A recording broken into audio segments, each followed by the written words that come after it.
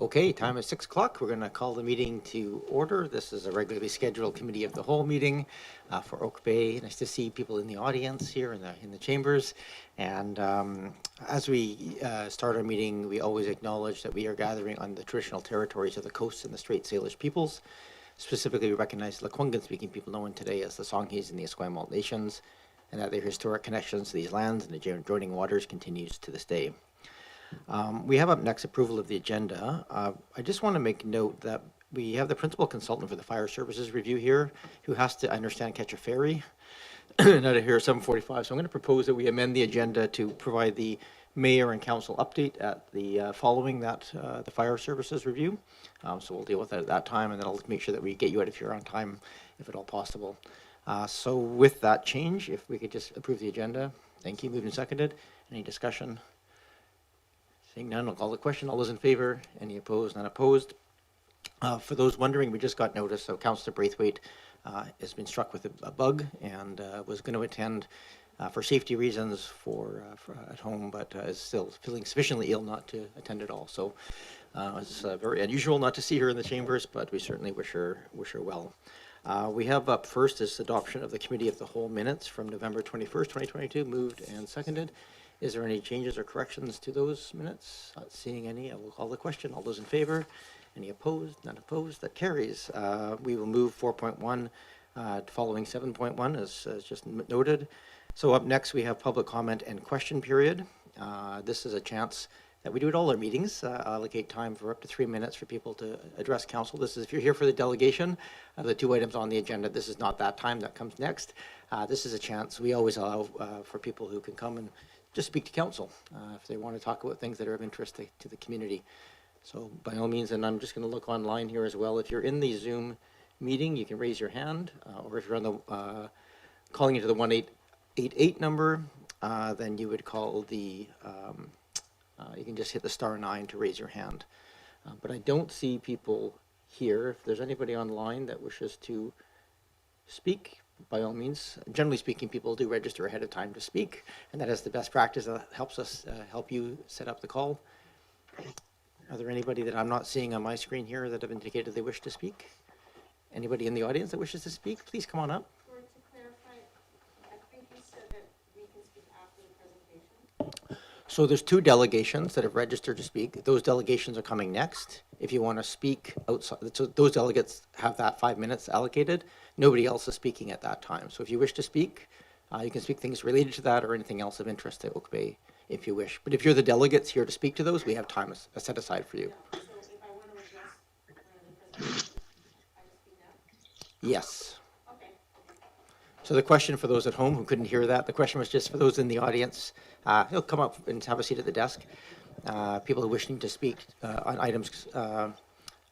We have a couple of delegations. The question was whether they should come up now and speak to it, and not the delegations, but just members of the public, and the answer is yes.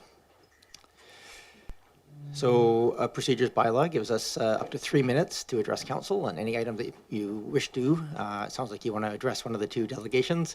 If you just state your name and municipality of residence, then I will start the timer and you're welcome to go.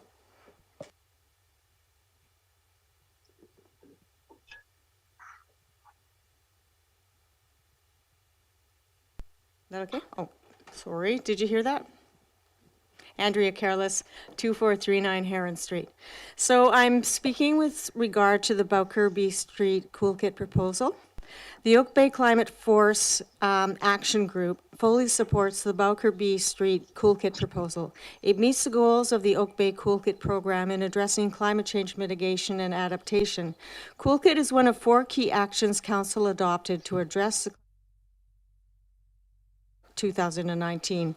We know climate change is going to get worse with heavier, more intense rainfalls and flooding and higher temperatures and drought.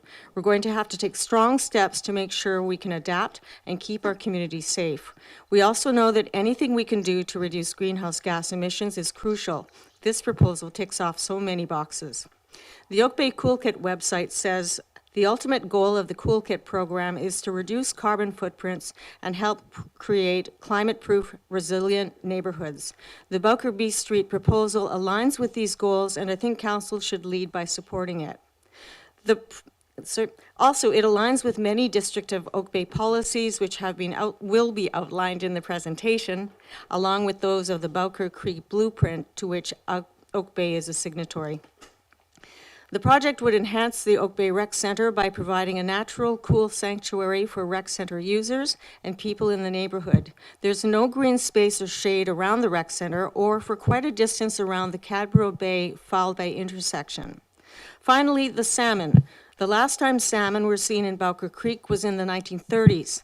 Last January, 28,000 salmon eggs were put into the creek and salmon fry were born successfully. We need to restore the creek so the salmon can thrive. The question, of course, is funding. Oak Bay found the grant funding to do the section at the high school in 2015. I'm fairly sure there will be more funding available this time, both provincial and federal. The only concern, as I see it, that might come from some rec center users is that the proposal will displace about 17 parking spaces. I understand that the parking lots at the end of Goldsmith can make up for that.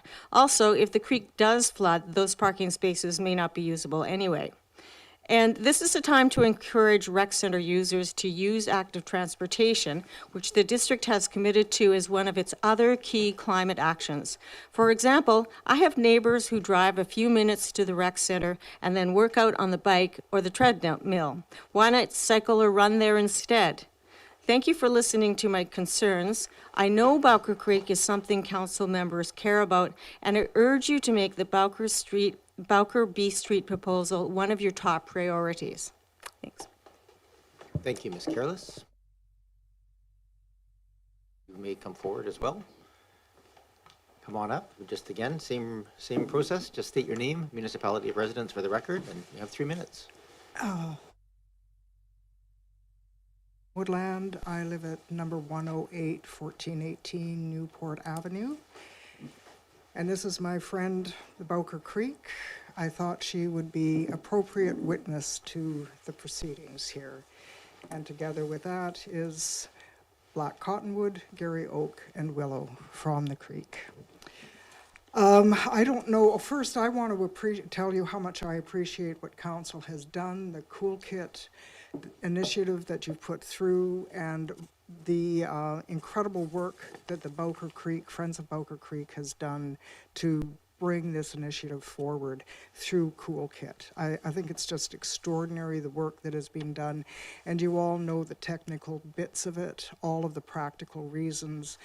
And I did submit a letter, which I don't know if people had an opportunity to read. Okay, so you've had an opportunity to read it, and I don't have to go into my particular, I do need to go into my particular bit about how important this is. I thought it was going to be a slam dunk, and then I hear that it's pulled back from being number one on the agenda to easily, be passed by council.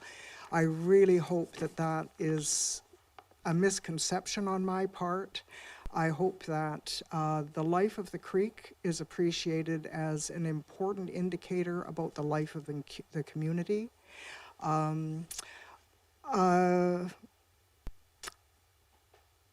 Yeah, a friend of mine said, water is liquid love. And I think that is so true. And I think that the love that is given to us by the water, 70% of our bodies, 70% of our planet, it is a spiritual obligation for us to respect the water that gives us life. The watershed is more than a thing. It is a relationship. It's a really important relationship. If reconciliation means anything, it's reconciliation with the land. Thank you for listening. Thank you, Ms. Woodland. Is there anybody else who wishes to address council?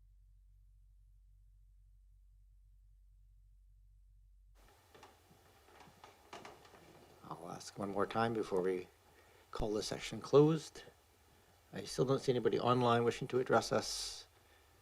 Anybody else in the audience? Okay, so we'll move on to the next section now, which is the delegations. We have 2 delegations this evening. Delegations are a fairly new thing for us in Oak Bay. It came with the new procedures bylaw. that we have sort of dedicated space for people who wish to do more than just a 3-minute talk to come and have up to 5 minutes to address us in a bit more of a formal fashion. So we do have up first a delegation related to dogs in Cochrane Park.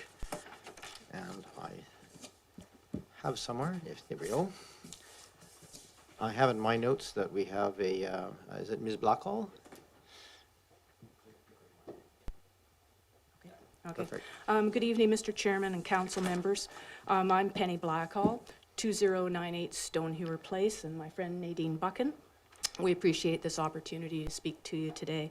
We're here to present a petition signed by 118 Oak Bay residents requesting that Cochrane's Common be made a fenced and gated dog park. As you know, Cochrane's Common is located directly behind us here at the Municipal Hall between Oak Bay Avenue and Granite and the municipal parking lot and the Fairways parking lot. Cochrane's Common is already designated a dog-friendly space, but we feel it would be far better utilized were it fenced and gated. Since the implementation of the migratory bird flyway restrictions on our beaches and the University of Victoria closing the Mystic for off-leash dog play have been severely curtailed here in Oak Bay, we feel that Council have an opportunity here to begin to reverse some of these losses with implementing a fenced and gated dog park here at Cochrane's Common. The SPCA says the local dog park's a great place for you to play with your four-legged friend and to enjoy the outdoors together. It's also an opportunity for your pooch to connect with other dogs and socialize, and for people to meet other dog lovers in the community. Unfortunately, not all dogs do well in an unfenced dog area. Windsor Park and Lafayette Park are good examples of this. Both are wonderful expanses, but both have traffic issues all around them, and it's a regular occurrence that dogs leave the park either to follow a squirrel, a noisy vehicle, or follow a dog friend home. No one wants to see dogs involved in traffic incidents, and thus the need for fenced and gated areas. We realize that Cochrane's Common is a small area, but for smaller dogs or puppies, it would be a great place to exercise and play. Currently, Cochrane's Common is quite underutilized, with only the occasional person having lunch or smoke at the picnic bench. In fact, when we approached people for their signatures, their first comment was often, "No one ever uses that park." Lots also mentioned how happy they were that so many Oak Bay businesses allow dogs on their premises. We want to stress that in making this request, we aren't suggesting losing any existing dog park space. We've lost far too much already. What we hope is that this is the beginning of a trend for our new council to support the 20% of Oak Bay householders who are dog owners in our community. Thank you again for your time. We hope you'll look favorably on our request. Thank you. Thank you very much, Ms. Evans. And process, and maybe, while I'm doing this, maybe Ms. Woodhull, could we just pick up the, or we can just, could we just pick up the water and the envelope off the desk there for, take it to the back, thanks. No, we can, yeah, you can have it back or you can leave it with us, but I still want it left on the podium there. So we allow up to 5 minutes per presentation. We can have follow-up discussion or questions. Council, we don't have debate on the merits at this table. And really, we don't do resolutions at this time either, but we can refer matters to staff or to seek more information. So I'm going to ask the first question of staff, which is, we do have an off-leash or dog park or something related to that in our strategic planning process at this moment, I believe. And those are coming back for consideration in February as part of our backgrounders. Can you just clarify, those include both short-term and long-term options for dog off-leash areas? Thank you, Your Worship. And yes, Council has identified two separate initiatives to be considered on February 6th when Council makes the final selection of its Council priority projects. One of those is dog use policies, and the other one is off-leash options for off-leash dogs in Oak Bay. And so those will be coming as a combined project for Council to consider, and we anticipate they will have short and long-term options for Council to consider, as well as the broader issues around dog use generally. So should Council advance that initiative on February the 6th, this request could be considered as a part of that report that comes back to Council. Thank you. Thank you very much, Ms. Williams. Ms. Evans, is there any other questions of Ms. Evans or of staff? Yeah, go ahead, Councillor Smart.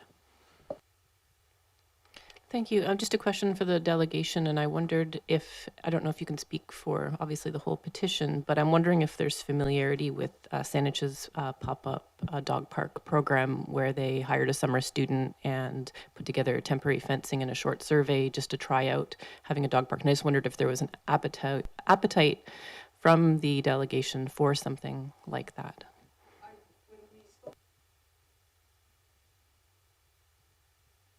Shouldn't have let you leave. Never done this before. No one that we spoke to mentioned that when we talked to them about the petition, other than, you know, gosh, we've lost so much opportunities for off-leash play with the dogs. I know people that live in Saanich, and they say that they've used the off-leash parks. They seem like an expensive option to keep moving it around.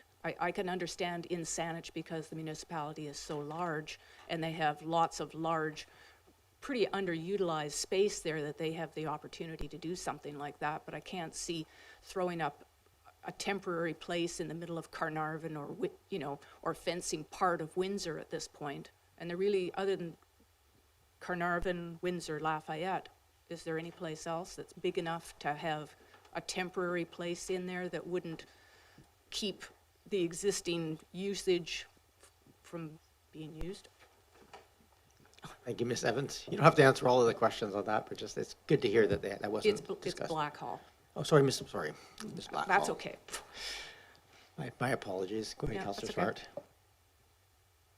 Just one more quick follow-up question then. Do you feel like the main interest then is not just for a off-leash dog park, but that particular location, or either? I'm just... Well, I think certain people are looking for something that's fenced and gated. Not, like I say, not all dogs do well in the off-leash scenario, you know.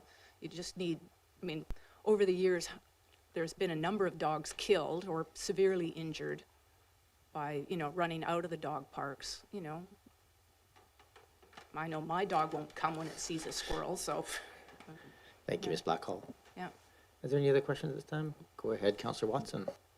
Thank you, Mayor. Through you to Ms. Blackhall, please. Just a quick question. You mentioned in your presentation that 20% of Oak Bay households own dogs, and I just wondered, is that a number that we provide, or did you get that from the SPCA? Well, I'm assuming that someone in Oak Bay Council or municipal keeps the Wikipedia site up to date. So they say we have 7,735 households, and the municipality in 2022 issued 1,675 dog tags. Now, I know some people have 2 dogs, but most only have 1, so I rounded down slightly. Thank you. So, okay. Thank you very much. I don't see any. Thank you very much. Appreciate your time. As we have a process in place looking at that direct issue, I don't think there's any probably direction at this point other than to look forward to the report coming back and considering it as part of the priorities. Moving on to item number 6.2, we have a delegation for Bowker at B and Friends of Bowker Creek. And I believe we have Ms. Evans, sorry, that was where I got the name from. Mr. and Ms. Evans coming forward. Yes. Oh, online. There we go. Yes, we have I people in couldn't the be there. audience here in person, so I was just getting used to that. Welcome, Ms. Evans. And the same process, if you could just state your name, municipality of residence for the record, then you have 5 minutes to provide the presentation. I have a PowerPoint. Can I? You may share it. share Yep. Or do we have a copy of it that we share here? I don't know, but mine. If you don't mind. I don't know. Like if you. I think it's probably better if we share it here. Can we get rid of the other half of that screen? Because it's a little bit different. But anyway, so if I can't share it. I mean, it's on the screen now. Can you see it? Oh, this is you sharing. You're sharing 2 notes here. You've got your file folder and half of the presentation on our screen here. Oh, okay. So, okay. Stop sharing. You could try sharing it again and making it full screen. Like making the presentation full screen. Okay, sorry. So if you share the application, not Is the it, darn, I guess I don't know. I thought, I've done it before, so I thought it would work. well, click on share screen. And just click on it and we'll see if we can walk you through it. If we can't, we'll come back to ours and use the one that we have here. I am on share screen, and if I click on it, Okay. There we go. So now if you just click on it, like make it into presentation mode, okay, and then we should be able to see it full screen on our screen. is it sharing? Just give it a second to catch up here. It is sharing, but it's just, we're not in presentation mode, so we see all your, a little tiny screen with the small slides on the side. Okay.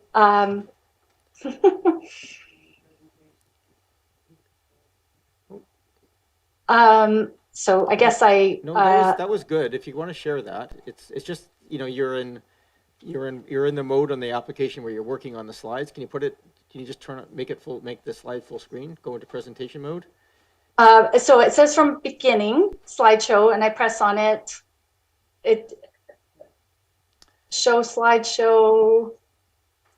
Yeah, you can do that. I think that's the way of getting that plays it though, doesn't it, on a timer? All right, just try clicking that.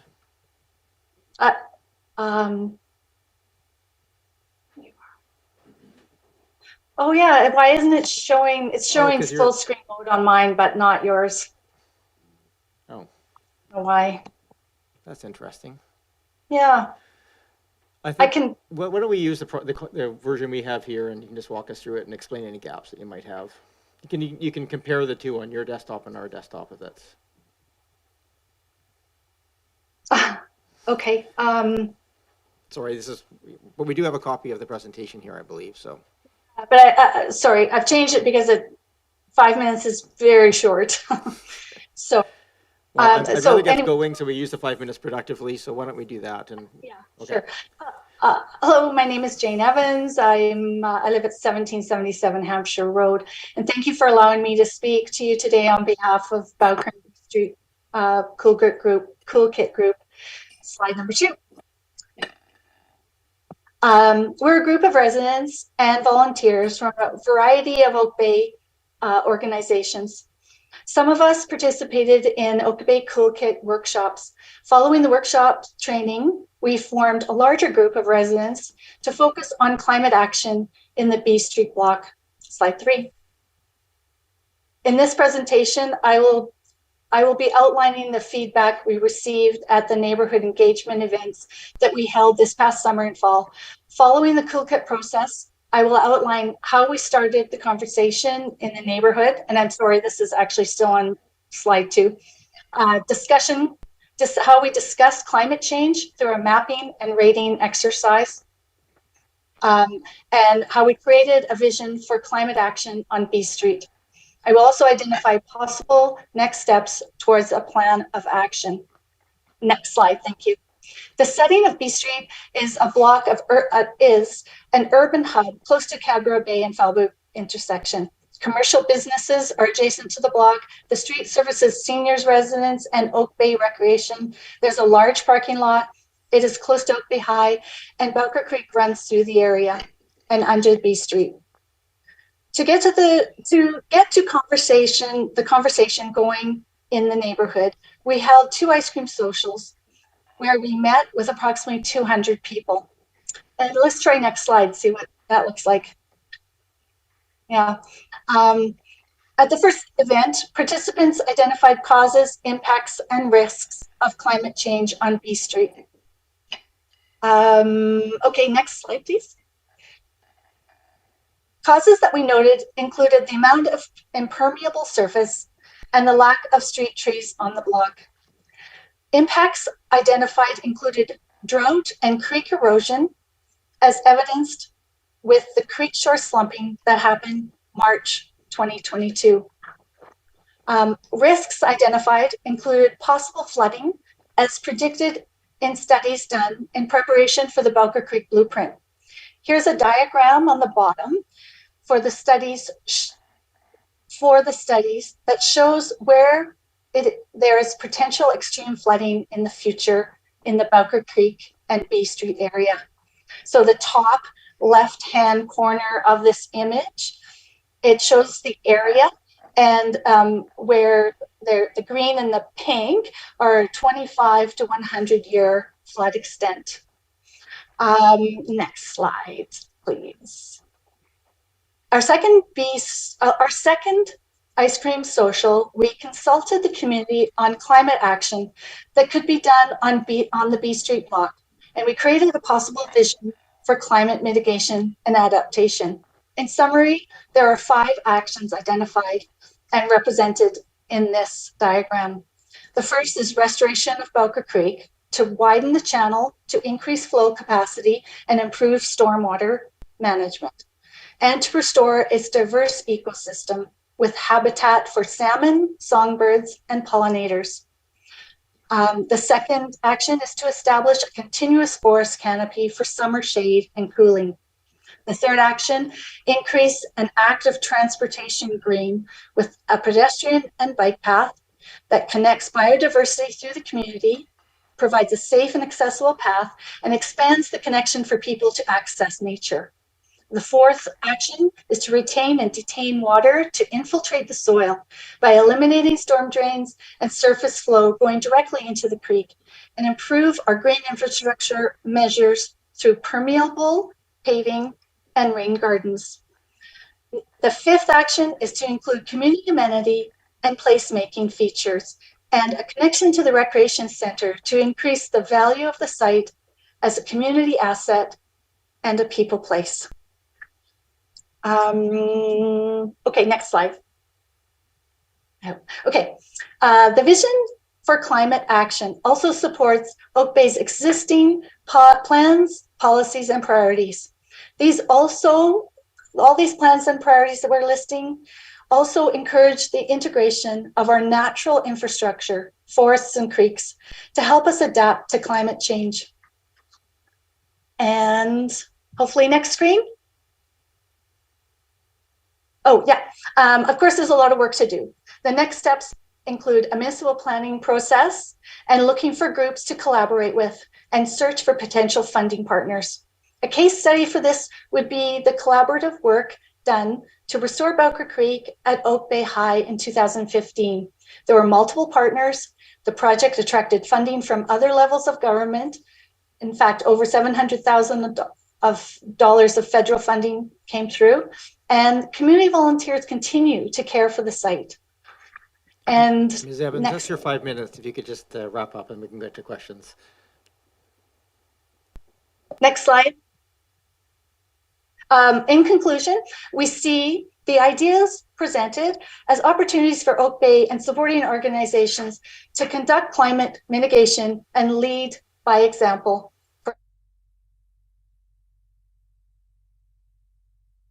Community working toward climate action in Oak Bay encourage council to consider the restoration of Bowker Creek at Reach 5, development of a community greenway for biodiversity and an active transportation link, and reduction of hard surface paving at the Oak Bay Recreation Parking area as a council priority project for climate action. Thank you. Thank you very much, Ms. Evans, and I think we got through that okay in the time.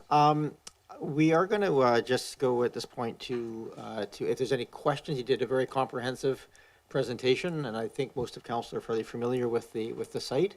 If there are any questions of the delegation, we can take those at this time. Don't see any questions. I know there's lots of support.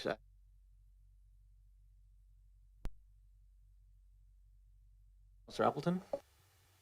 If I might, Your Worship, might I ask a question for staff, and it's probably just a staff takeaway to report back. Go ahead.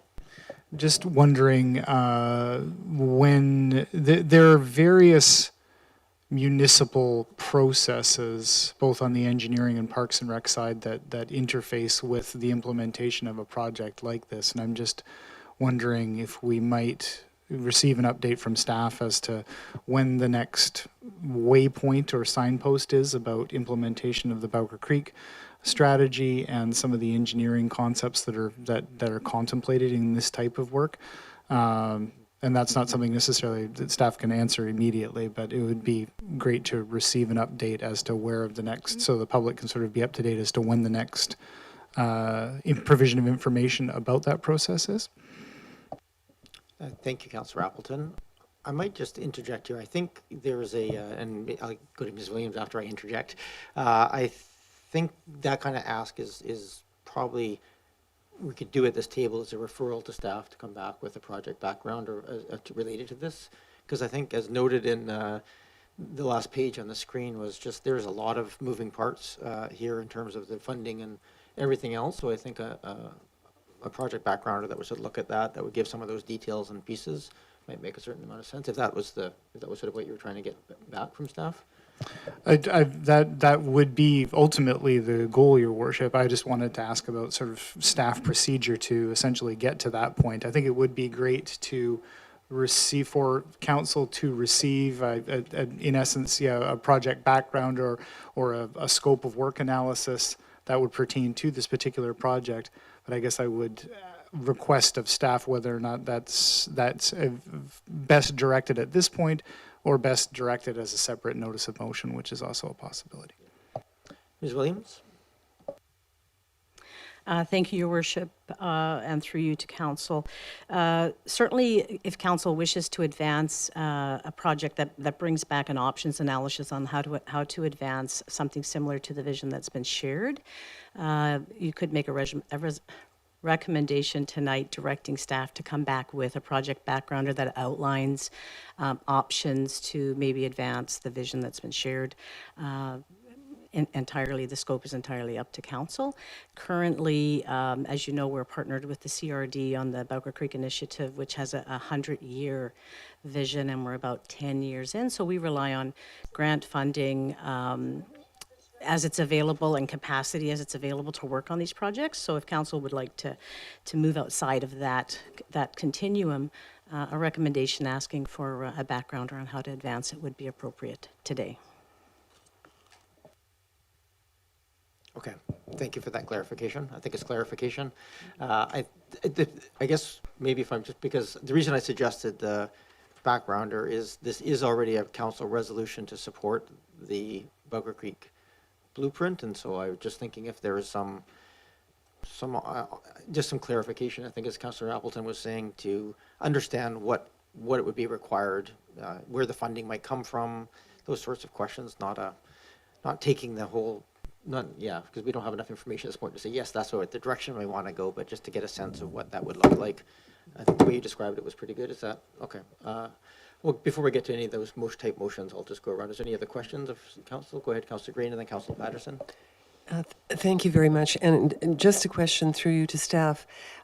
When could a project backgrounder be prepared, and would that align with the February 6th date for project backgrounders on the other priorities that we've been looking at as a council? So would there be some alignment between this ask and other project backgrounders that are coming forward? Thank you. Ms. Williams? Thank you, Your Worship, and through you to council. At this point, there's a significant number of project backgrounders that are in stream, so my recommendation would be that council would ask this to come back in time for consideration during budget deliberations so that it can be considered alongside the other ones that will go through on February the 6th, but not in that short of a timeline. Go ahead, Councillor Green. So just to clarify for the public and members of the delegation, that would be roughly April, May, or May for budget deliberation, correct? Am I correct on that? Ms. Williams? Budget deliberations, thank you, Your Worship, and through you, budget deliberations will commence in March. So the sooner that we have the information to feed into that first draft budget, the better. So we would try to get this back, the project backgrounder back in February, but not in time for the February 6th consideration. Thank you for the clarification. I appreciate it. Thank you, Councillor Green. Councillor Patterson and then Councillor Smart. Thank you, Mayor, and through you to staff, I would also like to request or make a motion to refer this presentation to staff as supplemental consideration in engineering analysis of Bowker Creek in the district stormwater management program, which is in progress at this time. Thank you. That's fine. We can treat them as in a single motion. It's just we have the option to make a motion to refer it. So referring it to staff can be pretty comprehensive. Councillor Smart. Thank you. Through you, Mayor, to staff. I just wondered, since we have already a project backgrounder being created for the cool kit, but we don't really have a lot of capacity as council to comment and move forward with stuff with the cool kit. In a sense, I could see a pairing of this project with the existing cool kit backgrounder. I realize there's still an amount of work that needs to be done to add it into that, but I just wanted to talk about the synergy of that, since I don't really, without having seen the project backgrounder on the cool kit, I'm not certain what our sort of scope would be if it wasn't something like this. Yeah, fair. I don't know the answer to that question, Ms. Williams. No, getting a head shake. I think my personal take on this one is the ask rate would be attached to this as a project attached to the Bowker Creek piece, and the cool kit, which is focused more on helping the community come forward with ideas. We'll probably have other things, but we may find at that point that it's worthwhile to shift it once we get the backgrounders in place. I don't think for the purpose of tonight's meeting it matters that much. If we refer it to staff to do a backgrounder, that information will become more clear as we get the backgrounders back to this table. Are there any other questions of staff at this time? So I'm trying to think of how a reasonably simple way of having a referral. I have my own notes that I thought previously would work, but maybe not. If we refer this presentation, the correspondence in the presentation to staff, to inform a project backgrounder in time for this year's budget consideration. Would that be a sufficient motion, Ms. Williams or Mr. Coates? Your Worship, yes, that would, I think, give staff the direction they need to bring the information back for council in that kind of a timely way. Sorry, I kind of tried to figure out something there, but go ahead, Councillor Appleton, if there's something you wish to, go ahead. I have both you. So, go ahead, Councillor Appleton and Councillor Green. Thank you, Your Worship. I was just writing something up. I think if staff are satisfied with the intent of what's being directed, just that the received presentation be referred to staff for and potential timelines and funding implications. I think we're pretty clear. Good, Councillor Green. Thank you. I also think that Councillor Patterson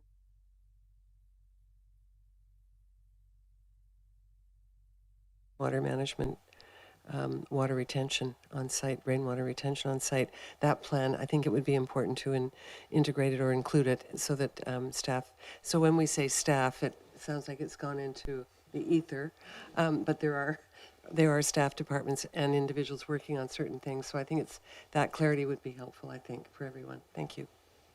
Yeah, thank you, Councillor Green. We capture that, and maybe you can just send the wording that you had over to the staff to make sure that they understand what your intention is. But go ahead, Councillor Patterson. Yes, thank you, Mayor. And just for clarification, because in the last council term, council did already approve the request by staff to utilize Bowker Creek as part of the stormwater management planning for the district, I think that it is important that all departments within the staff look at this, because if whatever engineering is going on for the stormwater management may support this, may not support it, I don't know, but it just has to make the rounds so that everybody's getting a look at it at the same time. Thank you. Councillor Patterson. I can assure you that is, I mean, there's a lot of work that our Deputy Director of Engineering sits on the Bowker Creek Initiative Group, and there's a lot of that absolutely will be part of that. Okay, so we have a motion to refer this to staff. Any other discussion? All those in favor? Any opposed? None opposed. Thank you. I should also just ask that we have a formal motion to receive the two presentations that we had, so moved and seconded. Thank you. Any discussion on the receipt of those presentations? Seeing none, all those in favor? Any opposed? None opposed. That ends our delegate portion of the meeting. Thank you, everybody. Everyone is absolutely welcome to stay and hang out and stay online as well. We are going to move on to the next item on the agenda, which is a very big subject, which is the Fire Services Review and Master Plan. So if anybody wishes to leave, I'll let you leave now. And so now, Chief McDonald, you're sitting there. Okay. Mr. Mitchell,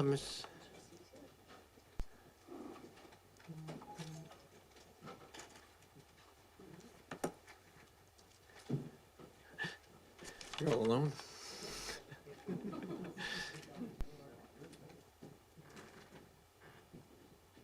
So welcome, Mr. Mitchell. This is a very large report for anybody who online or here that took a chance to read it. A lot of work over a long period of time to get to this point. I think I'm just going to hand it straight over to Chief McDonald. I'm just going to point out we have until 7:45 with Mr. Mitchell, who's the primary author of the report and probably the best source for information. So we're going to go through the presentation. I'm going to try to get through questions in that timely fashion so that we can get you out of here on time to catch your ferry. Thank you very much. Welcome, Chief McDonald. Thank you, Your Worship. And a real pleasure to be here tonight. Just want to reintroduce Acting Deputy Chief Roger Stewart. Since Roger was last before council, Roger has moved from his full-time assistant chief role into moving forward with the deputy fire chief posting in the near future, but until that point, Roger's acting deputy chief. And then obviously we have our esteemed colleague, Mr. Dave Mitchell, who is well renowned in the fire service. So I just want to preface the start of the presentation that this really started in 2020 with a report from then Fire Chief Hughes to council and a budget request for council to support the approval of an external fire services review for the Oak Bay Fire Service, where we could get an outside consultant to come in and take an external look at the department to ensure that we've remained competitive and nimble moving forward into the future. Dave Mitchell and Associates Consulting Limited was engaged to begin the project, which started in the summer of 2021. We had some significant turnover within the department that resulted in I'd say a bit of a delay for a while until we ended up getting a new administration team up and running. And then we re-engaged with the report as well as a senior leadership team across the district and our staff, which then got us to the point where we got to the final version of the report, which lands us where we're at today. And honored to have Mr. Mitchell present the final version. And just to remind council that in September, Dave was also back before council before the election to do a lighter introductory version. And today's piece has some obviously some repetition of that, but a bit more depth and explanation of what's covered in the report. Thank you, Chief McDonald, and welcome, Acting Deputy Chief. And Mr. Mitchell, I'm just going to point out for those who are online and following along, or members of council, the summary of recommendations, if you're just looking for that to follow along, is found on pages 3 to 8 of the report, which is 13 to 18 of the agenda PDF attached with the report. So if that's sort of a helpful way of looking at what the recommendations are in a fairly concise fashion. So with that, I will hand it over to you, Mr. Mitchell, and welcome. Thank you. Could I have the next slide, please? So good evening, and thank you for the opportunity to meet with you in person to discuss your fire department's master plan. We commenced this project in 2021 with a thorough review of the physical area. This examined the distribution of properties by type and construction and risk. We reviewed all relevant documentation such as bylaws and policies, as well as response data from 2016. We also met with the majority of the members of the department, including discussions with the association. As Chief McDonald said, the project paused with the retirement of Chief Hughes and the recruitment of Chief McDonald. We've also met and reviewed the issues with the former and current CAO and the Director of Human Resources. Now, identifying the major issues facing all fire services in BC will seem quite formidable, but you are not alone. The mandatory training requirements for structural firefighting in BC have now just been revised as of September. The Fire Safety Act is pending, which will affect how your department operates. And the Emergency Program Act is being rewritten, reflecting the changes in responses we have seen in the past several years. These changes are considerable and have become more complex. As well, this past several years have seen fire and other emergency services responding to an increase in fires and flooding, and to deal with the heat dome, homelessness, and the opioid crisis.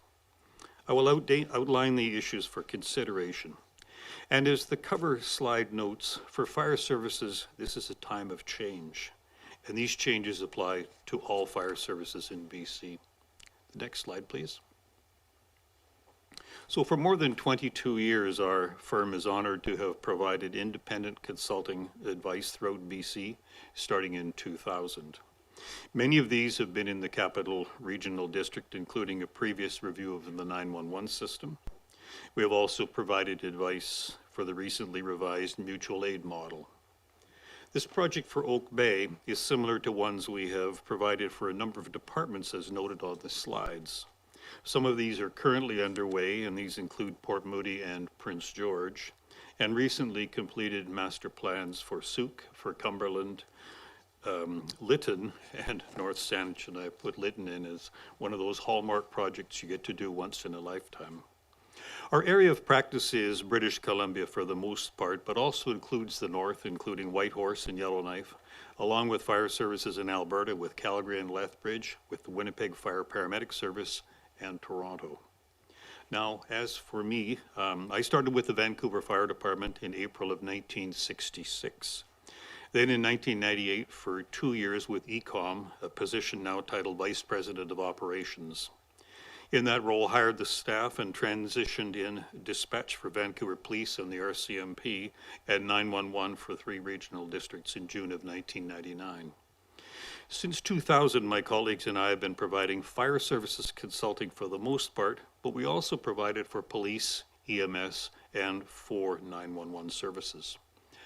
My colleague Wayne Humphrey was part of this. He's a Vancouver Fire Department veteran as well, and he's a fire service training expert and incident management expert, as well as all matters related to deployment and apparatus. Jim Cook was part of the project, a retired fire chief from West Vancouver, previously as a deputy in New Westminster, and his specialties are budgets, policy, and the organizational model. And finally, Ian MacDonald, a retired corporate services lawyer, and he deals with the many regulatory issues and has provided advice in this region on a number of files, including the recently concluded regional mutual aid agreement. The next slide, please.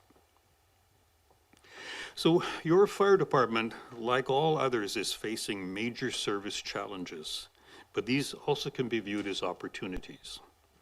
The biggest issue going forward is probably the staffing level, which has not changed for the department for more than 30 years. And in fact, the staffing level was reduced in 1992.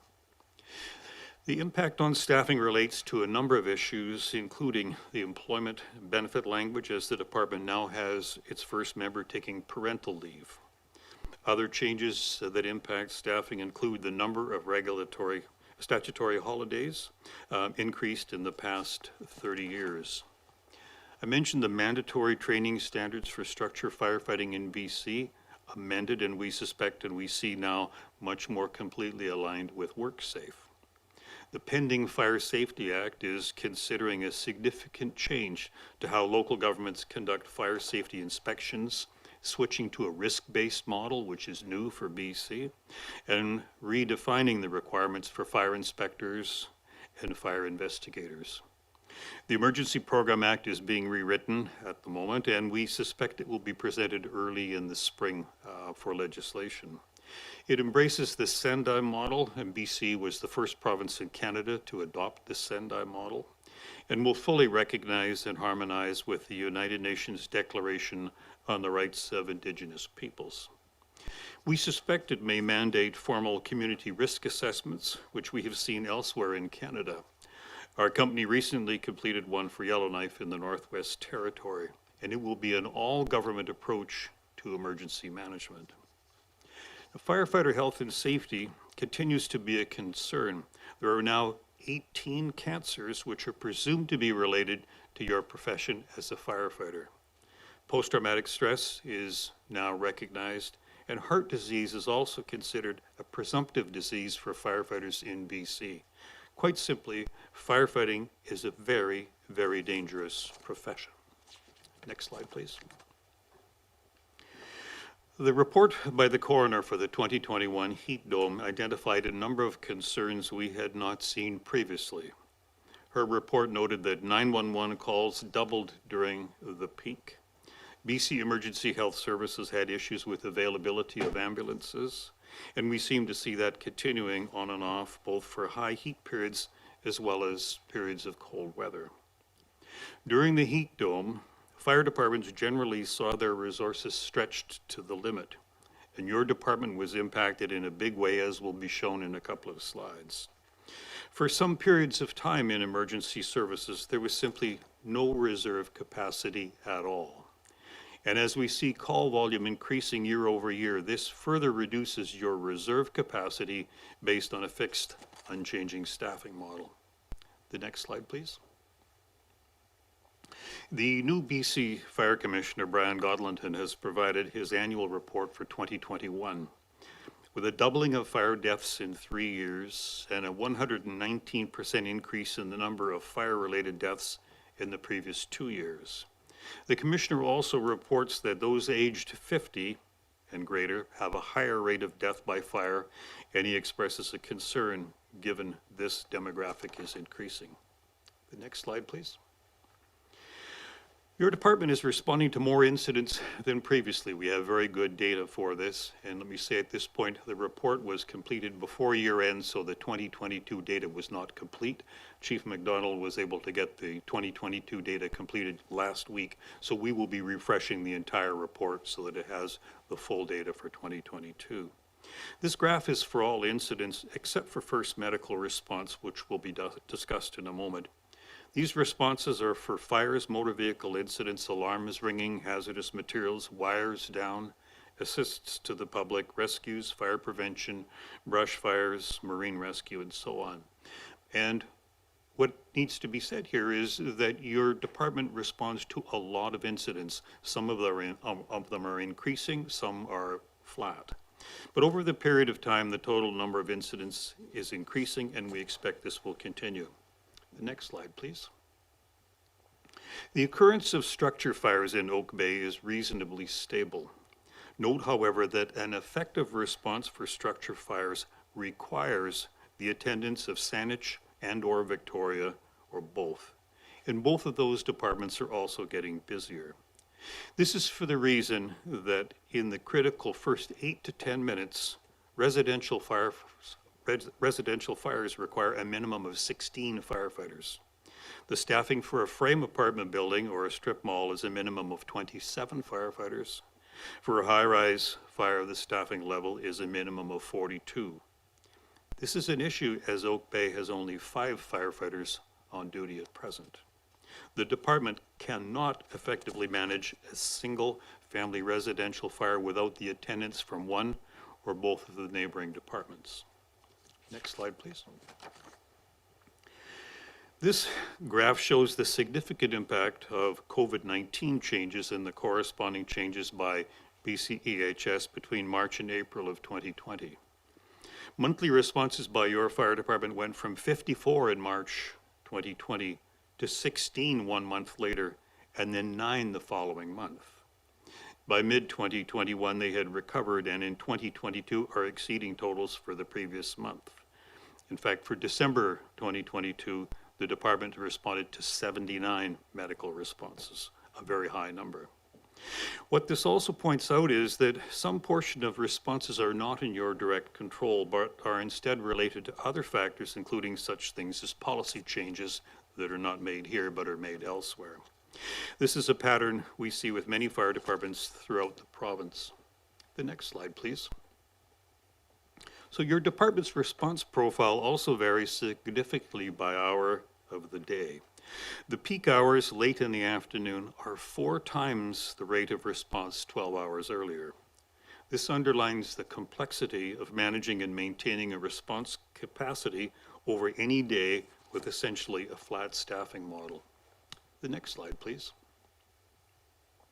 I spoke earlier about surge capacity, which is a concern as your department's staffing levels are unchanged while call volumes have been rising significantly. Staffing levels in Oak Bay have in fact been reduced over many years. They were once higher than they are at present. So by way of example, consider the month of June in 2020 and in 2021. In June 2020, on a number of days, there were no incidents at all, and there were 3 days that had a maximum of 4 incidents for your department. 1 year later, June of 2021, there were responses on every day, including days with 5 and 6 incidents, and one day, the 28th, with 16, and that was just in 1 day. And we see this pattern repeated in many other parts of the province. The next slide, please. So responses by year and by month, as shown here, illustrate the complexity of managing the department's response capability. Within any given year, the range of responses is significant. In some years, January is the busiest month, 2017, 18, and 20. In other years, it is October, or May, or June, or August, or last year it was December. As noted previously, the number of responses for 2022 is increasing, with April and May noticeably higher than the same period previously.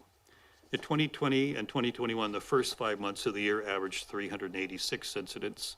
In 2022, this had increased to 499, or about a 30% increase in just 2 years. Last year, in the 2022 data, the December 22 was the busiest month we've seen in the past 5 years, so we can see that the call volume is ramping up. Next slide, please. So fire hall has been reviewed by a third party prior to our study. It was done in 2016 and will require replacement to be compliant for personnel as well as for apparatus. Modern fire apparatus simply will not fit into the current structure. Office space is severely limited, and there is minimal washroom, storage, and training space. Building code and other requirements will require a post-disaster structure, which may include an emergency operations center for Oak Bay. Compliance with the Office of the Fire Commissioner training requirements is mandatory and likely to increase. Current training facilities are very limited, and a range of options must be considered.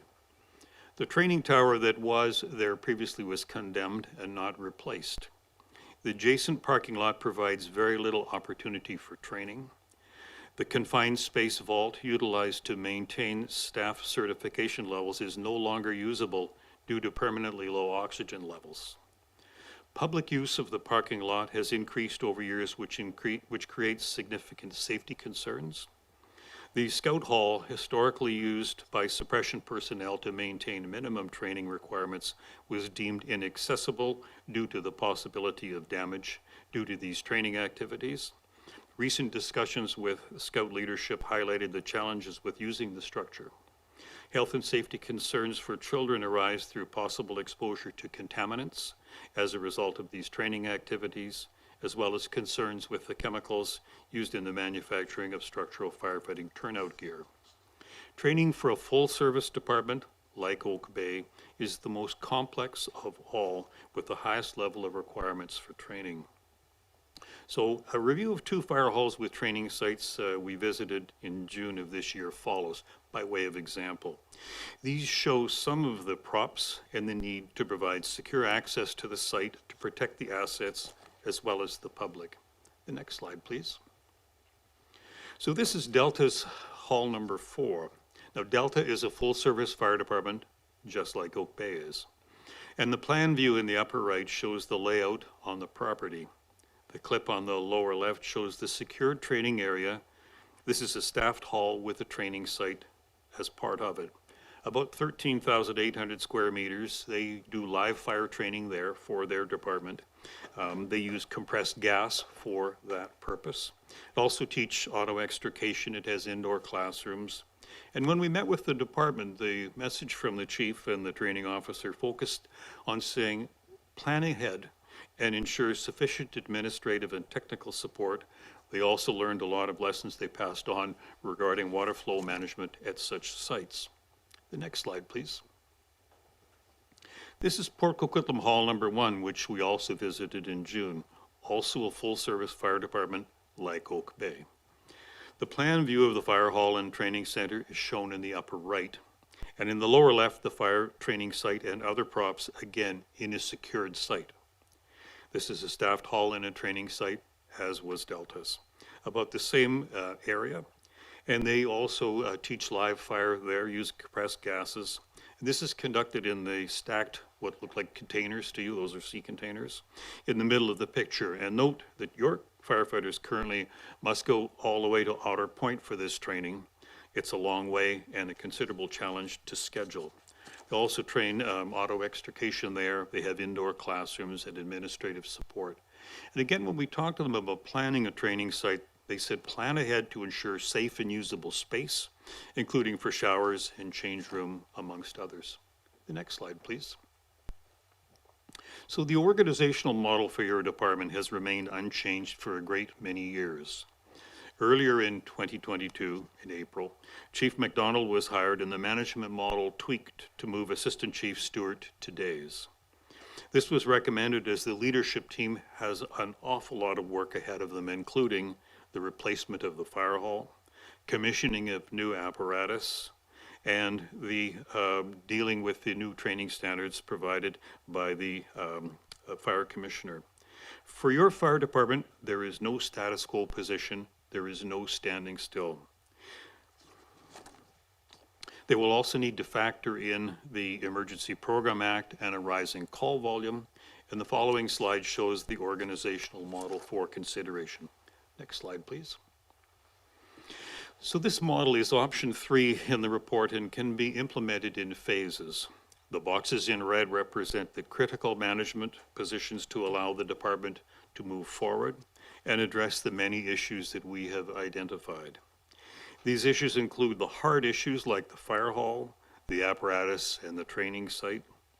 But these issues also include the soft issues that include recruitment and retention, a clear succession plan, as well as the many complex training issues stemming from the fire commissioner's new mandatory training requirements, as well as the medical scope of practice changes for firefighters supporting the implementation of the EMR model.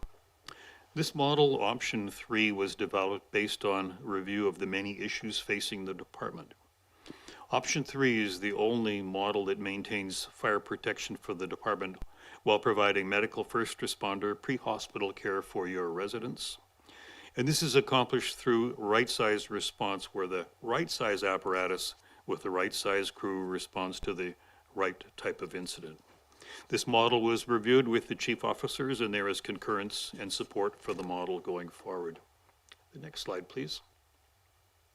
So in terms of next steps, the issue of a staffing level adjustment to move beyond a single truck response is addressed in the final report.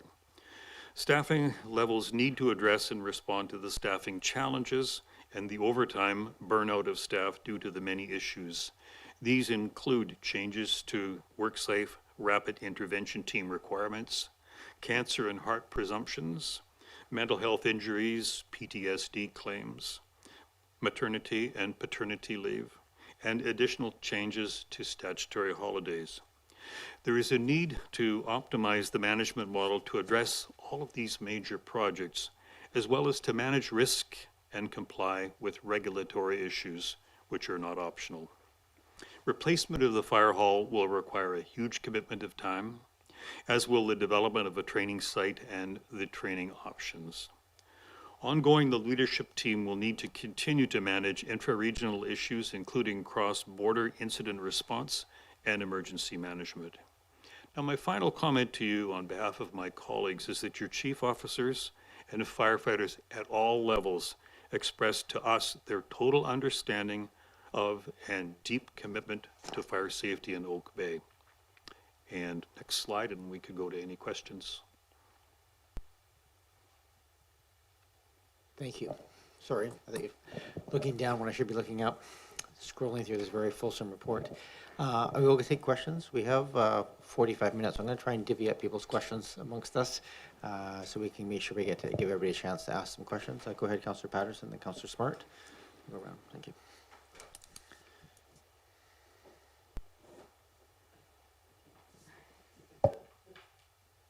Thank you.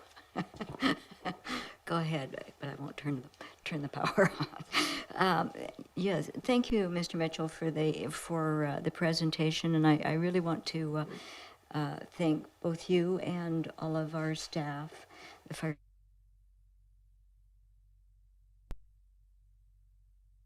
It's very comprehensive report. I'm sure it took a lot of time and effort and many issues to look at. Because one of the things that I'm having some difficulty with is understanding how the planning decisions and implementation can be achieved within the constraints of available resources and the target timelines. And I guess there'll be a number of decisions along the way. There's quite a variety of issues before us. But I'm going to try not, I had so many questions on my sheet, but I'm going to try to stay away from some of the operational and try to stick with more of the governance issues that certainly will affect council, because there are a number of considerations in this that are actually governance decision related. And so, and I think you covered off all of the kind of the framework for how the authorities have jurisdiction over the fire departments. Some are external, but there are also other more internal things. So as I went through Oak Bay bylaws, there's probably about 8 to 10 interrelated bylaws that all were created in different years, different points in time, some fairly recent, some very dated. And so one of the questions I have, because definitely that would come back to the council table if there's bylaws that would need to be amended, updated, rewritten, whatever, they would come back to council. And with this many, that could be kind of a full year's work, I think, for this council almost. So will some of these bylaws that we have, are they now wrapped up into a more comprehensive bylaw that would take into, say, where you have your fire services operational bylaw and prevention and life safety, but you've also got things like oil burning equipment and smoke alarms and all those kinds of things? Are those all still standalone, or do they get rolled into a more comprehensive bylaw for a fire master plan? It's a really good question. Thank you, Councillor. And it is a work in progress. I mentioned earlier that the Fire Safety Act has yet to be fully proclaimed, and that will drive the changes that will need to be made in the bylaw. But we don't yet have that wording. It's still tied up in developing the regulations for the new Fire Safety Act. So Councillor's question is a good one. And once those regulations are clear, then it will result in a roll-up of some of the bylaws and an updating of them, as you say, coming back to council for concurrence and approval. Thank you, Mr. Mitchell. I can suggest you might turn off your microphone when you're not speaking. And then Thank you for that. I also noticed that there were over 200 operational guidelines, and over half haven't been updated in the last 10 to 20 years. And that there were a lack of operational guidelines to address some very important ground procedures. So those 200 would also get perhaps rolled up, more condensed into single guidelines or a more comprehensive guideline as opposed to standalone, and then they would all be refreshed? go ahead, Mr. Mitchell. Again, and absolutely, they will be refreshed. The chief and the acting deputy are very seasoned. And not only do they need to be updated for Oak Bay, but because you do mutual aid with Victoria, Saanich, and Esquimalt, they have to be aligned. They can't say different things. And again, Chief McDonald is very aware of this issue. We've provided, in fact, a software model for how these can be updated and carried on smartphones and so on, which is not currently possible. So the answer is yes, absolutely. Thank you. Go ahead, Councillor Patterson. And that touched on my next piece really then is all of the mutual aid agreements.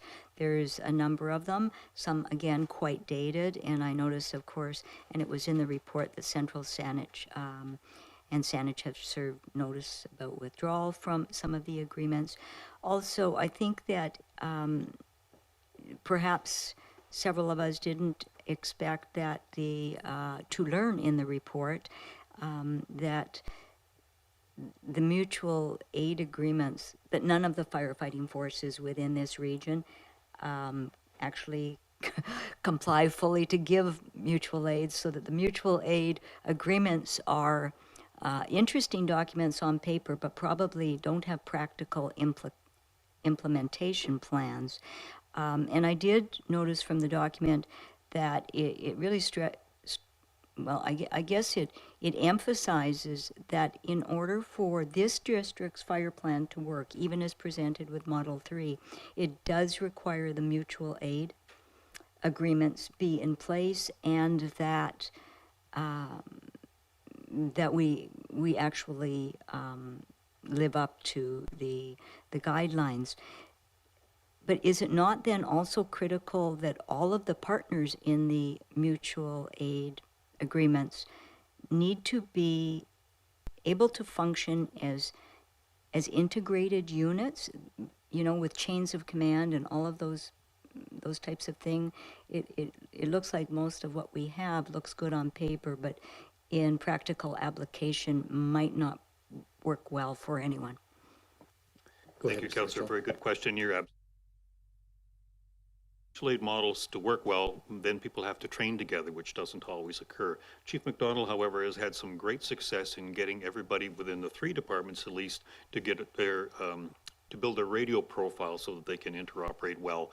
And I think that's a great step forward, and I commend them for doing that. So the answer is a violent yes, as we say.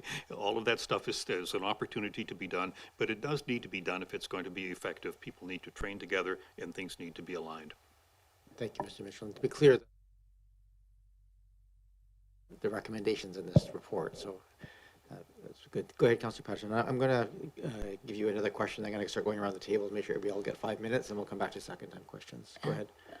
I guess just to follow up then on that to you, Mayor, as our representative at the CRD, obviously these mutual aid agreements would need to come into a bigger platform of discussion. And so I am wondering if there has been conversation ongoing with mayors or at the CRD table about ensuring that we have a more integrated training and implementation process, so that in fact the mutual aid agreements are meaningful within the region. Thank you, Councillor Patterson. I guess the short answer is no. The mutual aid agreement went through a rewrite in 2021, if my memory is correct. So that's guiding our pieces on that right now. The training pieces are works in progress, but I'll hand it over to that isn't something that's handled at the CRD, which deals with some other emergency response pieces, but not so specific to the mutual aid one-on-one agreements and automatic response agreements. Go ahead, Chief McDonald. I'm probably butchering this, so I'll let you fix it. Thank you, Worship, and through to Councillor Patterson. So just to clarify, there's the 1980 agreement, which is a data agreement, and for the most part, not really operationalized in the region. Then there's the 2017 agreement, I think, which you've talked about, which there's several municipalities have indicated a desire to remove from. But within the 3 core, being Saanich, Victoria, and Oak Bay, there's a modern, very proficient and active mutual aid agreement. It is extremely important, though, when we talk about a mutual aid agreement, it's mutual and reciprocal, and it doesn't guarantee a response. It comes down to if we make a request and they have resources available, they will respond, and vice versa. The critical piece to understand with regards to having a 6-person minimum crew is that we have the ability to sustain interior operations beyond 10 minutes by ourselves. And if we don't have if we have a 5-person crew, we don't have access or support from mutual aid, we only have 10 minutes of interior operations, and that's it. And we have to abandon the building, and we can't enter until there is what's called a rapid intervention team in place. So that's a critical piece to understand about how the functional difference between a 5 and a 6-person crew, and then how we rely on mutual aid. Thank you. And I will come back for a second time. I just want to make sure everybody has a chance to ask questions. Go ahead, Councillor Smart. Thank you, through you, Mayor, to Mr. McDonald, or perhaps to anyone who feels that they can answer this question best. And I don't mean to go into too much depth, but with the mutual aid agreements, there was a mention of the CRD putting one forward, which I understood to be perhaps broader than Victoria, Saanich, and Oak Bay. Is that correct? Go ahead, Chief McDonald. That is correct, but that is more in the emergency management context. So that's large scale, involving all of the municipalities and the capital region, but that's for major emergency management.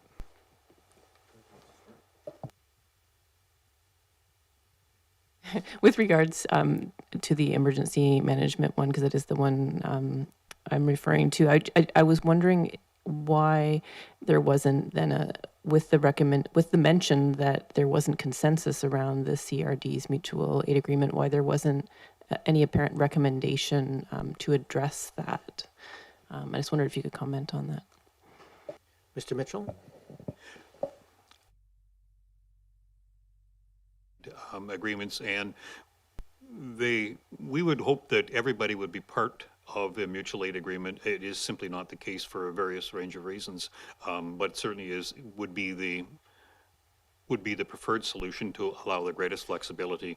In Metro Vancouver, as an example, all of the local governments are part of the mutual aid agreement, and it goes border to border. We would hope that would be someday achieved here. I'm just going to,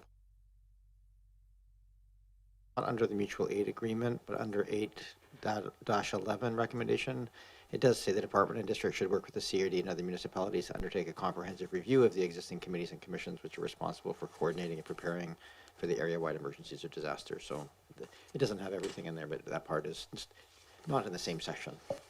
Thank you for that. Another question through you, Mayor, which is with regards to staffing, and at the bottom of page 85 of the report, it concludes by, mentioning that there could be a phase-in with regards to, potentially moving up to option 3, should it be possible. I'm just wondering, when it suggests phasing in, is it something that where staff would be gradually phased into the amount of what option was decided upon, or is it more that you could move from option 1 to option 2 to option 3? Thanks. Chief McDonald? Thank you, Your Worship, and through to Councillor Smart. So I think the basis of the recommendation when you look at doing the impact analysis and then providing really the implementation options is to provide council with a series of options. Really, it comes down to the funding side that everyone is comfortable with to move forward. And we currently work with a 5-person minimum, but the staffing factor isn't adequately sufficient to maintain some of our overtime issues and staff burnout issues with our current staffing factor. So within the impact analysis, we would build a variety of options that can be anywhere from a 1 to a 10-year implementation, and it comes down to, what the taxation and comfort for council to support is on how we can move forward with that. if that answers your question. Thank you, Chief. Yeah, thank you. I'm hearing that really it is about choosing one of those three options and then working to phase it in. So, yeah. With that, we could, so we're having a 5-person minimum. We can phase in to option 2 and then progress to option 3. Thank you. The only other comment I had to you, Mayor, was just that I do have a motion arising after this report with regards to the emergency operations center information. Thank you. Great, thank you, Councillor Smart. I'll make a note if I forget, though. Make sure you catch my eye and remind me at the end. Go ahead, Councillor Appleton. I'm just going to go around the table at this point. Very good, Your Worship. Thank you. Thank you, Mr. Mitchell, for the comprehensive report. I guess I will probably start with the hardest question first, because there's just no getting around it. Through you, Your Worship, and this is probably primarily a question for Mr. Mitchell. Recognizing all of the different contributing factors to workload in a quote-unquote modern fire department, what is contemplated here under option 3 is essentially an over 1/3 increase to the staffing. So I'm just wondering, with your experience in other jurisdictions, is this typical? And I understand very clearly that not all the fire departments are created equal and have their own individual factors, but that in terms of that order of magnitude, is that what the typical moderate-sized fire department can expect? As Chief McDonald said, it doesn't need to be done all at once. It could be phased in for sure. Port Moody, some years ago, in a report that was received, they in fact doubled the size of the department to operationalize a second fire hall. So we see a range of staffing increases across the province, but quite a number of them have made moves this year. Township of Langley has just moved to add 44 firefighters. The city of Pitt Meadows is going to nearly double their number of firefighters in response to the requirements of the service establishment and operational bylaws, which says they do certain things, and the requirement to meet the service level, which in your case is full service. So it's a complex thing, and it probably doesn't happen all in one step, but we present this here as a goal that we simply recommend that you look to provide the level of service that's appropriate for the risk in this area and be in compliance with the regulatory regime. Thank you, Mr. Mitchell. So just a quick corollary to that question then. Would it be fair to say that many fire departments of similar size have remained similarly static over the years, given the nature of operational requirements? Mr. Mitchell? These reports, and from here into the far north with Fort St. John and Dawson Creek and every place in between, what we see is fire services are increasing the amount of staffing required because the amount of work increases. This is not a static situation. This is, as we say to some folks, this is not your father's fire department or your grandmother's fire department. This is today. And when we look forward, really the executive summary talks about the windshield view of where the fire service is moving to because of demand, aging of the population, things like heat dome, opioid crisis, and so on. We just see an increase in demand. We see an increase in complexity. And frankly, we see an increase in the risk to firefighters. 18 presumptive cancers as an example. We have to take better care of them. We have to provide better means of decontaminating them at scenes and so on. So it's a complex thing, but we don't see fire departments shrinking in size. We see them increasing based on increased demand and risk. A good segue into my next question, which has to do with the nature of fire department work. We talked about the upcoming needs for the fire department in terms of planning for new facilities. We talked about new training needs. We talked about new apparatus.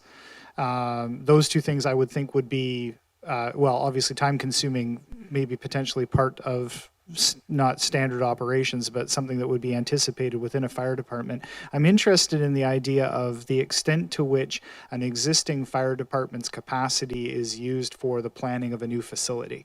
And not that I don't believe that there's not capacity within or know-how within the department to do that. There absolutely is. But given operational constraints and the need to actually do the operational work, to what extent is it typical for the department to be drawn on to do that planning work? What percentage would be done externally? What percentage would fall on sort of best practice for the design and implementation of those types of facilities? Good question. And the best practice continues to be a moving target. Once in Vancouver, we just had fire halls. Then we replaced the fire hall number 4 at 10th and Granville and put a branch library in it. Well, that changed the complexity of it. New hall number 5 in Vancouver in the East End side has a 5-story YWCA above it for a protected environment for mums. And so we see a lot of complexity. In your case as well, you have a police fire building. If your fire hall is replaced, it's likely going to replace the police station as well. Putting an EOC in becomes a very important consideration. And what we see in many, many cities is when they build a new fire hall, it has to be built to post-disaster capability. And so the city, in many cases, put their server plant there because it is a secure facility. So planning all of that is not like, with the greatest respect, not like planning a fire hall that I worked in back in 1966. It's a much more complex issue. We worked with Prince George and the development of their new fire hall number 1, and it really took one chief officer most of 2 years because it's an immensely complex thing. It's a big capital plan, it's a big financial outlay, and there's many, many more issues to consider and optimize, not just the fire hall. Thank you. Go ahead, Councillor. One final question. I just wanted to refer to, and thank you for that. I just wanted to speak specifically to training needs. It's clear, obviously very, very clear and outlined in the report how significant the training need is and the need for training facilities is. Oak Bay is and will always be severely constrained in terms of space. But does have the advantage of being, closely associated with our operational neighbors. So I'm just wondering whether you could speak to, it's not really touched upon in the report, but to what ability do we have to be able to partner with our neighboring jurisdictions to design and implement a training facility that would serve the appropriate use and would still, and I understand that there's limitations as to how distant it can be such that it can still provide response for our members. But I'm compelled with the idea of potentially partnering with a neighboring jurisdiction that may have, for want of a better word, quite a bit more floor space to afford such a facility. Mr. Mitchell. One of your adjacent fire departments is rebuilding a fire hall and putting in a proper Class 1 training center. It is immediately adjacent, and it is your mutual aid partner. Not to speak for them, but Chief McDonald understands what this is as well. I think there certainly would be that opportunity. Live fire training in Otter Point is a long way away, but within region it makes a great deal of sense. And in fact, we see shared services on that basis in other places as well. Thank you very much. I apologize. This is an unusual thing to have a little timer on for the speakers, but I will keep track and keep you online. And it's just to make sure everybody has a chance to ask Mr. Mitchell questions before he goes. Go ahead, Councillor Watson. Thank you, Mayor Murdoch. And through you, I just want to first say thank you to the staff and the consultant for the very detailed report. There was a lot of information in there, and it certainly helped me understand how complex it is to deliver the range of services in a small municipality. So I appreciate that. My questions are, this is in no particular order, but first off, I wonder, there are 47 recommendations, and I think I was curious about, and this is maybe to staff, how they would be prioritized. I can see first off that legislative requirements would maybe jump to the top, but after that there are a lot of items in the recommendation list that are shoulds and not musts. So if you could just comment quickly on how you might approach that going forward. Go ahead, Chief McDonald. Thank you, Your Worship, and through to Councillor Watson. So complex to answer. Some of it will need to come down to what level of support ultimately council is willing to provide with regards to what organizational model will look for the department moving forward. So when we're looking at capacity and planning, some of these initiatives ultimately are multi-year in practice, and so we need to kind of plan it out. There's already probably half a dozen initiatives which are either well underway or already completed. So there's some of the pieces already in motion, and already more of an administrative piece within department care and control that in a normal course of work you would most likely not even hear about it because it's wrapped into the review. You do hear about it, but typically for the large scale initiatives, it's still going to come back to us trying to put things into a larger work plan, and then typically the larger work plans do end up coming back to council with regards to either a project planning approval piece, a budgetary approval piece, or some sort of piece where council has eyes on that.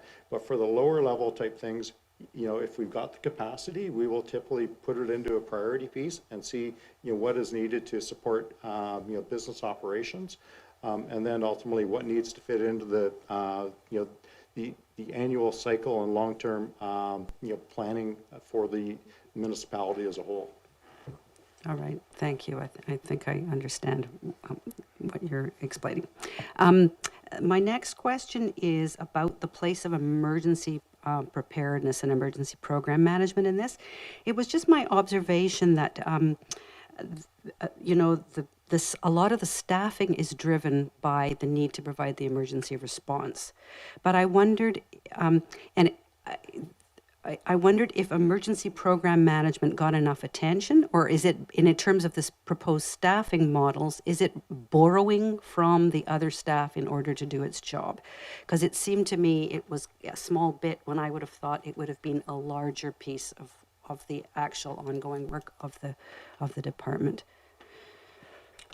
Go ahead, Chief. Thank you, Worship. Through to Councillor Watson. I think relative to a lot of communities, the amount of resources that we've got allocated to emergency management isn't that dissimilar to other communities. Obviously, a key piece, if we were able to get an assistant chief and a funded deputy chief position, there would be more administrative oversight from the chief officers and involvement. But yeah, for the most part, it might not be as hands-on as you think with regards to the amount of staff that are involved. Thank you. Go ahead, Councillor Watson.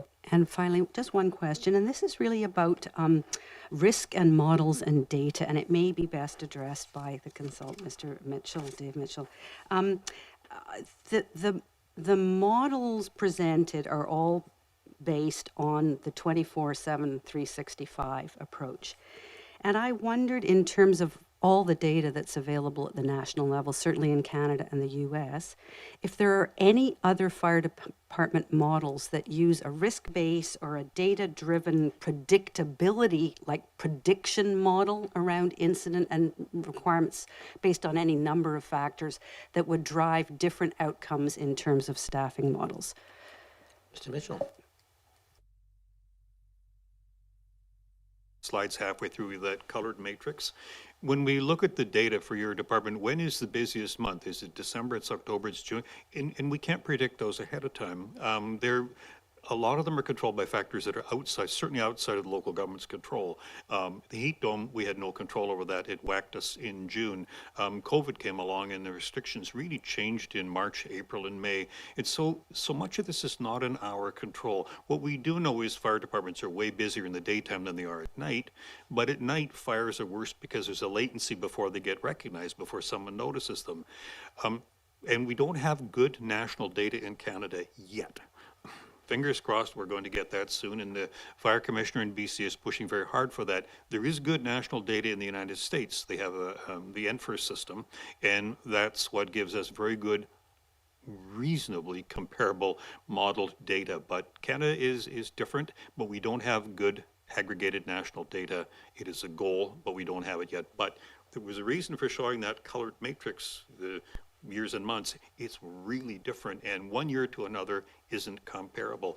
I wish it was. It would allow us to do much more predictive staffing and response but as you can see by the data, it doesn't seem to be the case. Thank you very much. Thank you so much for the report, Mr. Mitchell, and also to the chief and deputy chief for attending tonight.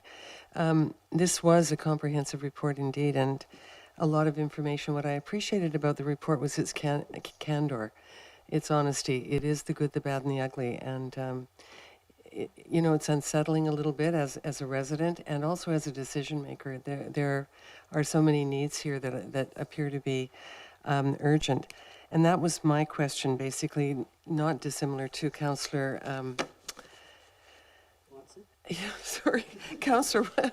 Councillor Watson's question around short, medium, and long-term risk and priorities based on the recommendations, on the 47 recommendations. And I know you can't do that tonight, nor would I expect that. And also some idea of a calendar, of a timeline for implementation and which ones should come first. And then I really appreciated the final part of the report, which gives next steps. And those are the ones that interest me in terms of priority, risk, and implementation. So the staffing, organizational model. And I'm assuming these are in order of importance. They're ranked that way, the next steps? They are not? Yes, they are. Oh, they are, yeah. So that helps a little, but I would really, for the future, appreciate, I think very few of us know how important this service is until we need it. And we experienced a major house fire in 1998, and it was terrifying. And I still think about it to this day periodically. But I remember how amazing it was when the fire department came. And not only did they come to the fire and extinguish it, they had a whole follow-up process that we knew nothing about. Red Cross was implemented the following day too. They helped us find accommodation. We were out of the house for about 6 months. So until you need the service, you don't realize the deep impact, I don't think. So it's such an important area. Anyway, thank you for the report. And when the time is right, hopefully we can get some of the more detailed information on risk priorities and timelines. Thank you. And turn it over to the chief. Officers, the youngest rookie, everybody had a positive thing to say. No one complained. I didn't hear, am I allowed to say, I didn't hear any bitching from anybody. They wanted this to work well. They're proud of where they work. They're proud of what they do. They're proud of the service they provide. So no one was complaining and moaning. They have a hope and an expectation that the views will be seen, heard, and understood. And again, it'll go over to the chief and the deputy and the CAO in terms of how these are brought forward. But I was impressed, my colleagues were impressed about how principled everybody we spoke to was. They have a vision of the safest possible Oak Bay, because when the bad thing happens, they're the ones that go and deal with it. And they understand that really well. So when they advocate for it, they're actually advocating for you. Frank, over to you. Anything, Chief? Thank you, Worship. Yeah, just to build on exactly what Mr. Mitchell's saying, I just have to say I really have to recognize staff. The men and women of the Oak Bay Fire Department really are an incredible group of incredibly dedicated individuals, dedicated to the fire service, the residents of Oak Bay, as well as, the profession that they work in. And they do want to see the best for the community, and they have really stepped up, especially over the last 5 years when we look at our increasing overtime rates. It is an incredible level of support and commitment that they are providing. We have looked at other communities of a similar size that are struggling on the staffing side because they've got staff that just aren't coming in to fill overtime shifts, and ours have continued to step up. It is not sustainable, though, I do have to say, and so I'm very happy that we're at this juncture where we are able to talk about it. I will also share with you that with the inclement weather we had right before Christmas, we had the extremely cold weather, we had the high volume of snow. We did have a period there where the delays we were experiencing on medical aid calls were starting to ramp up. So we were being, our engine is typically what responds to a medical aid call. And, you know, it's a 4-person crew with a 40,000 pound truck that's responding on icy, snowy roads. And, you know, everyone's quite familiar with the smaller roads. They don't end up being a 2-lane road, they end up being a 1-lane road. And especially where you've got smaller streets and you end up having to do a 3-point hammerhead turn at the end, you know, we're at risk of getting our engine stuck, which is not a good situation when we're looking at fire risk and protection coverage. We got to the point where the engine was being tied up on scene for in excess of an hour at a routine medical aid call just because of the call volume and travel issues that ambulance were having. In discussions with Mr. Coates, who was the acting CAO of the day, we put some operational changes in place. We put the 6-person model into play with the 2-person medic. And so that 2-person crew was ended up going to all the medical aid calls. It kept the engine off the street, creating a safer environment for our residents and ensuring we had fire protection coverage for the district. And it was incredibly successful and incredibly well received and appreciated by staff.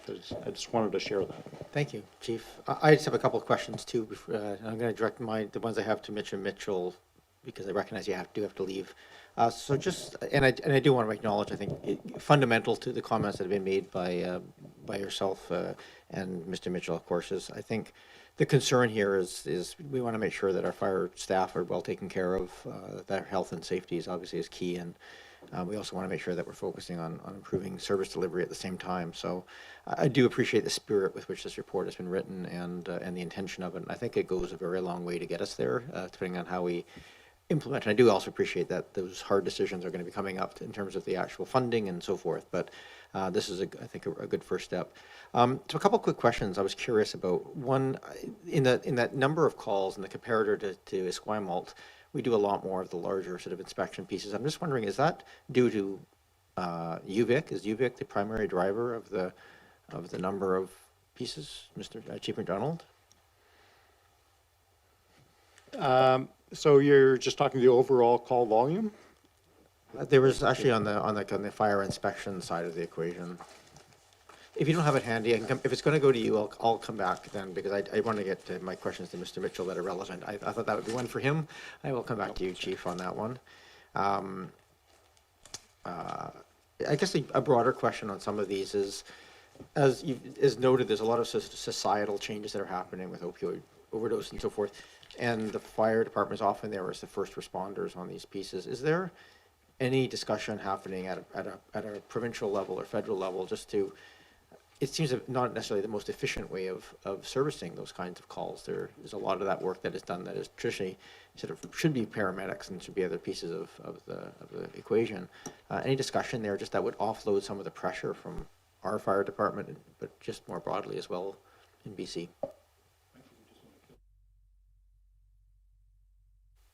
The answer is no, there isn't. The service varies by province, and it varies within regions. You know that BC EHS provide an incredibly important service. They've struggled getting their staffing levels to where they need to be, and I think we're very well aware of that. But there is not one cohesive set of discussions about changing that model. It is what it is. My old department was doing medical response in the 1930s. We've been doing this forever because they're close by, and many medical responses are more risky than just someone collapsing on a sidewalk. It may be as a result of an accident or a fall or an industrial accident. So they're hard to tell them apart at the beginning how serious they are. You only find out how serious they are sometimes when you arrive. To your other question as well, I think some of the difference in the call volume is related to UVic, and it's actually something, Frank, that you pointed out to me, that the staffing level doesn't show up. The daytime staffing level at UVic doesn't show up in the population of Oak Bay, but it's a demand driver because it creates calls. Absolutely, thank you. Go ahead, Chief. About the fire prevention inspection. So Esquimalt actually has quite a few more inspectable properties than we do. So they've got listed as 550 where we have 407 identified. However, the annual cycle of inspections is determined by the authority having jurisdiction, which is the fire department. And we have a series of those where we require inspections 2 times a year, which brings us to a larger total than, and they just do a single annual inspection for each one. Thank you for that clarification. If that's a policy choice, I take it then as that, at that level.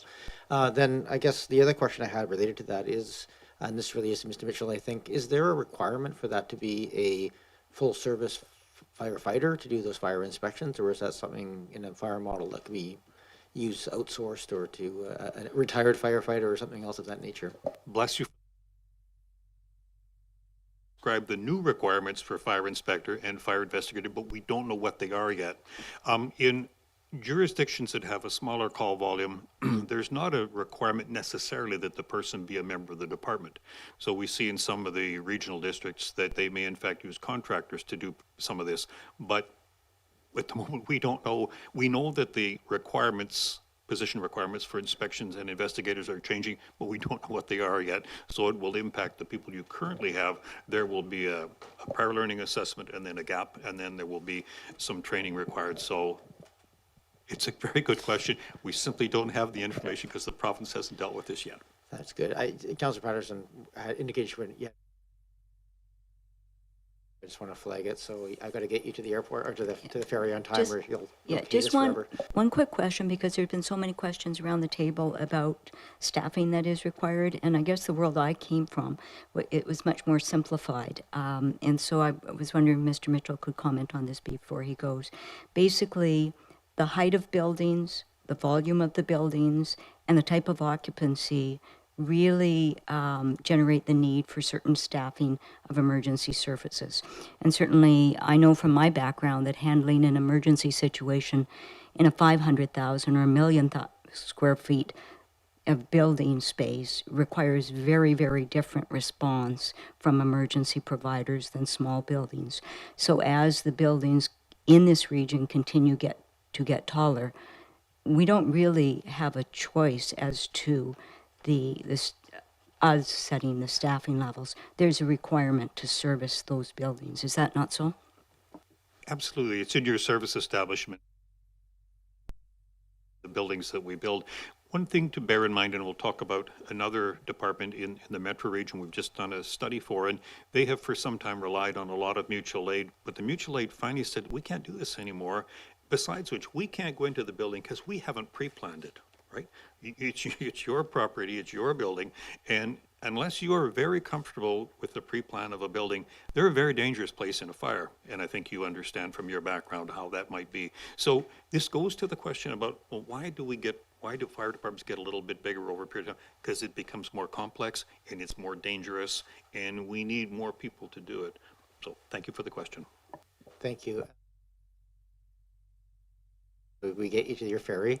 Thank you so much for being here with us this evening to answer questions, and I'm sure we'll see you again as we move this project forward. It was so nice of you to have me here. I really appreciate it in person. If there's further questions, send them to me and we will provide you responses. We provide a warranty for all our work, so there's a callback. We will also be refreshing the report to have the complete 2022 data in it, so you will see a revised report back through the chief and through the CAO within a reasonable period of time, so we can fold that all in. So thank you for letting me get away. I will get the ferry. Thank you very much. Now, we do still have, of course, Chief and Acting Deputy Chief here with us. If there's any additional questions, a lot of the questions are being answered by you in any case. So if there's are there any follow-up questions from the members of the council? Go ahead, Councillor Green. Just one question on the human and financial resources side, on recruitment and retention, and I know that we actively recruit and so on and so forth. But what about retention? How is that going? I picked up a comment that it's sometimes a struggle, but is retention good for Oak Bay Fire Department? Comparatively, and is recruitment is it sufficient and active? Is the process working? Thank you. Thank you, Councillor Green. Thank you, Your Worship, and through to Councillor Green. So recruitment is working. typically, most fire services, they'll hold a recruitment competition. Some of the challenges related to either during COVID or post-COVID has created, like most things, supply chain issues. So where it might have taken us 2 to 3 months to run a competition before, we're now experiencing 4 to 6 months to run a competition. And so we did have some challenges last year on the recruitment side because our eligibility list had expired and it took quite a while to get that completed. So we now have an eligibility list with close to 10 qualified people on it that are excellent. Some of the challenges that the department's had with regards to retaining staff is our ability to bring them on as permanent full-time staff. And so there have been occasions where we've brought people on full-time temporary, and most of these staff are, they want to be a firefighter, they want to be a career firefighter, and they're on multiple eligibility lists around the province, and in some cases in multiple provinces. So we have had issues where we've had people being offered opportunities in other districts. In some cases they've stayed, in other cases they've left. And that does have a severe impact on staff with regards to morale. And then not to mention the training and burnout when you're training people up and then seeing them leave, and it is tough. So I think in the last 2 years we've lost 2 staff to that, and then we've also lost some other more senior staff to other jurisdictions just with regards to promotional opportunities. Thank you. Go ahead, Councillor Watson, then Appleton. Yeah, thank you. I just wanted a clarification. There was some discussion that had come out of Councillor Appleton's query about training and regional training. And Mr. Mitchell talked about a new facility in one of our mutual aid partner locations. Was his response implying that Oak Bay will be able to participate and use that facility too? Thank you. Go ahead, Chief. Thank you, Worship, through to Councillor Watson. I think Mr. Mitchell was referring to a new station that's being built out near Commonwealth Pool.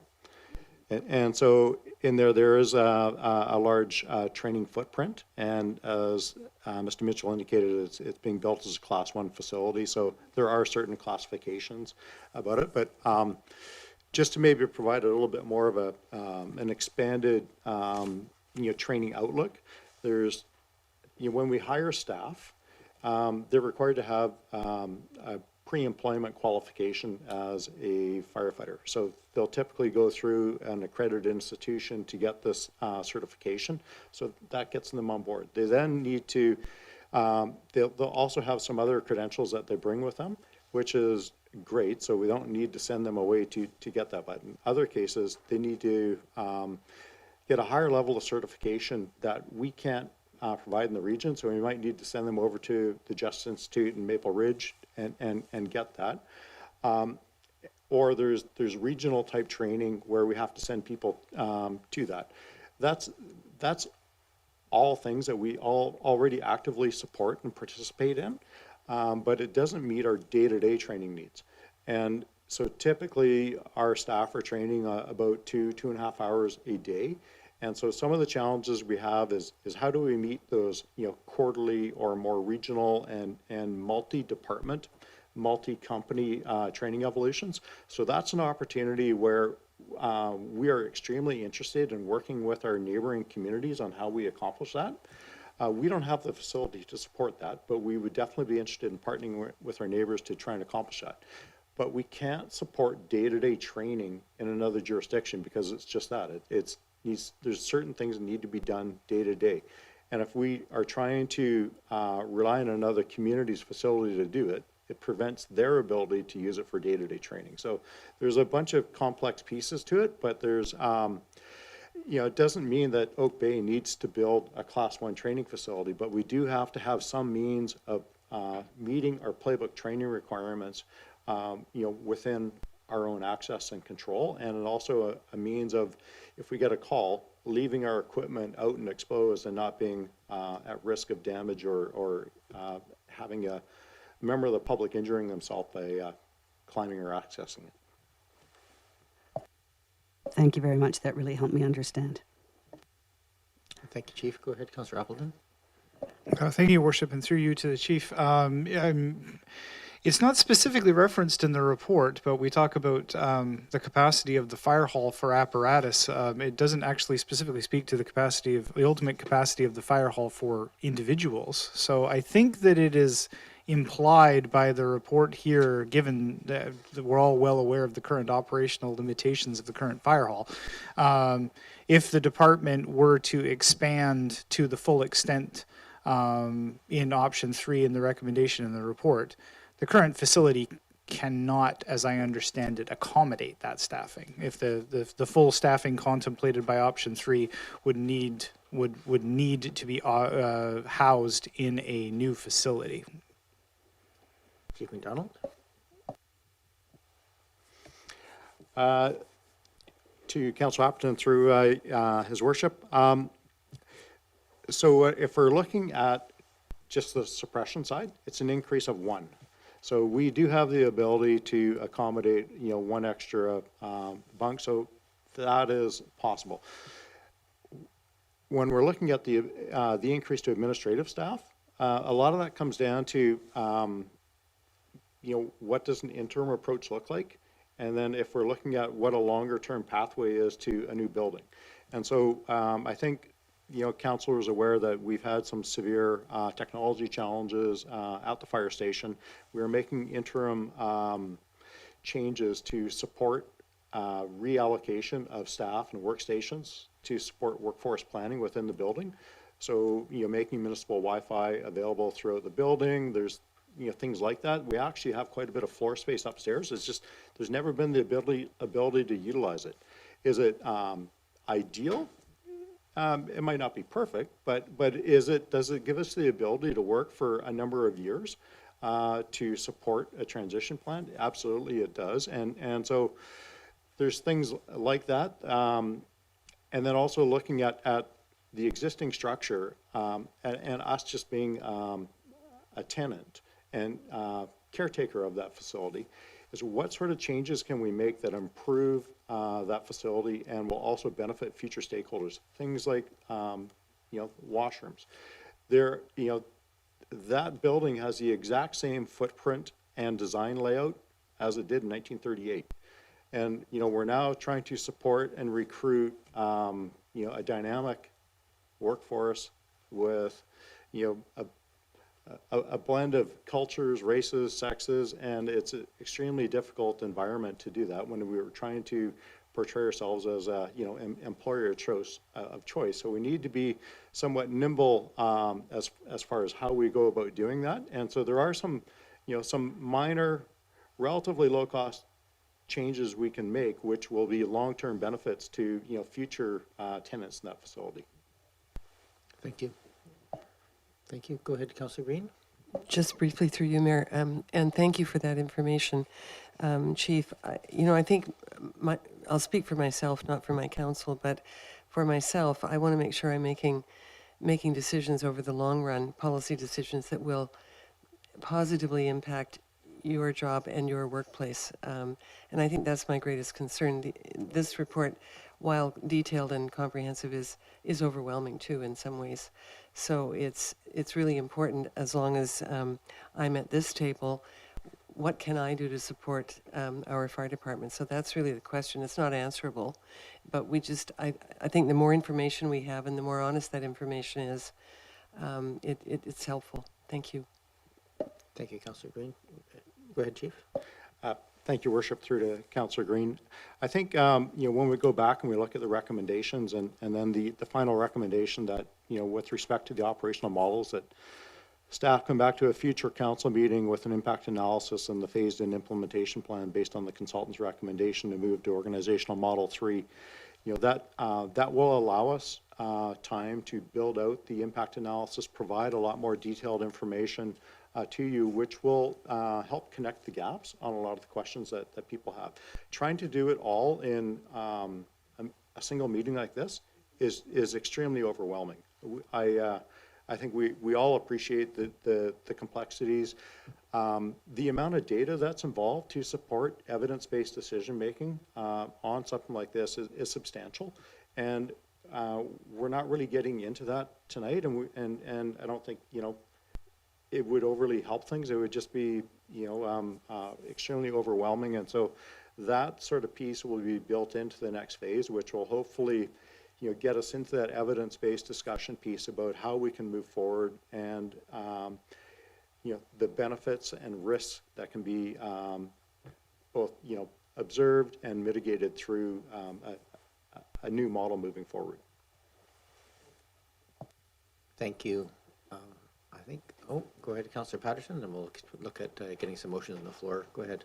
Thank you, Mayor. And I guess just one more question out of this, because of course the focus of this tonight is our fire department, emergency services, and we've already talked about the shared facility between the fire department and the police department. But over the last few months, I have noticed also that the parking lot has become very much a public works yard also.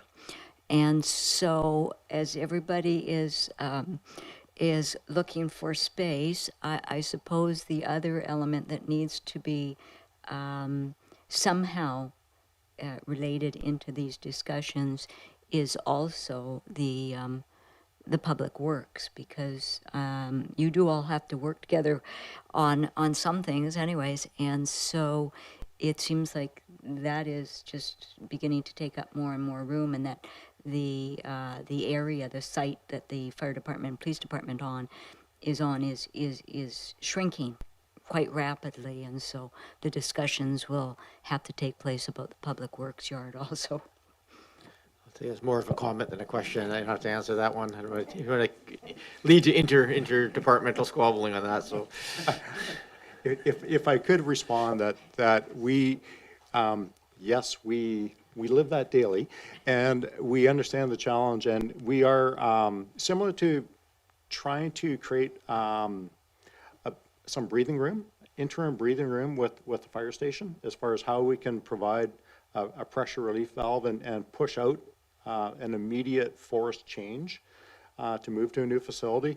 On the training side, we're trying to look at a multifaceted approach for how we can address some of the short and medium term training options for the department.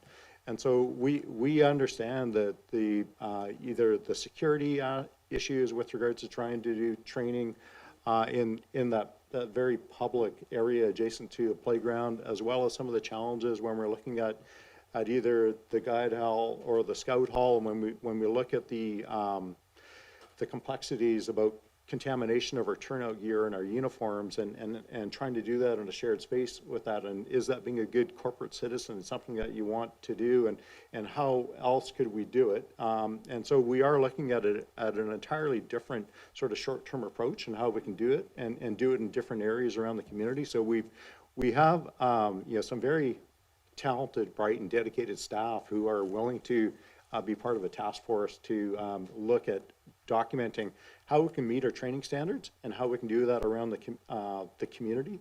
Is that a long-term approach? I don't really think so, but it does it buy some breathing room? It does. thank you, Chief. Councillor Green, do you have a? Well, I'm just going to ask one last question before I get to motion, and that's just, Mr. Mitchell touched on the fact that one of the stakeholders discussed in this document was with the IAFF local, and so, but didn't give any feedback on what that feedback was. Are they in support of any particular option here, or do they have a stance on this, or are they just providing the input and their report stands alone? And if you can't answer it, that's fine too. I don't know that I want to comment on which model they would support. However, I can say that the membership, the association, and the union executive as a whole have been extremely supportive of the fire master planning process. I believe that President Hodge reached out recently to Selena, our CAO, to, I think, talk about options to share their level of support and what the best way for that might be. But as far as asking them to, make a recommendation on what level or what they support, we haven't asked for that. But, if council, chooses to ask them, so be it. Thank you, Chief. No, I think it was more just out of curiosity if there was any, if they had actually made a formal part of that process, but it sounds like they've been intimately involved in the process as part of it, so that's very positive. I know certainly that's a big part of the decision-making that you're bringing forward, is to make sure that the work environment is a positive one for all levels. Ms. Williams? Thank you, Your Worship. That was a good segue. I was waiting for the public input opportunity to share with you. I had promised Mr. Jason Hodge, that I would share his correspondence with each member of council, and I will do that. But generally, the tone of it is that they're watching the live stream at home, by the way, tonight. So our numbers are really boosted tonight. Thank you to the team.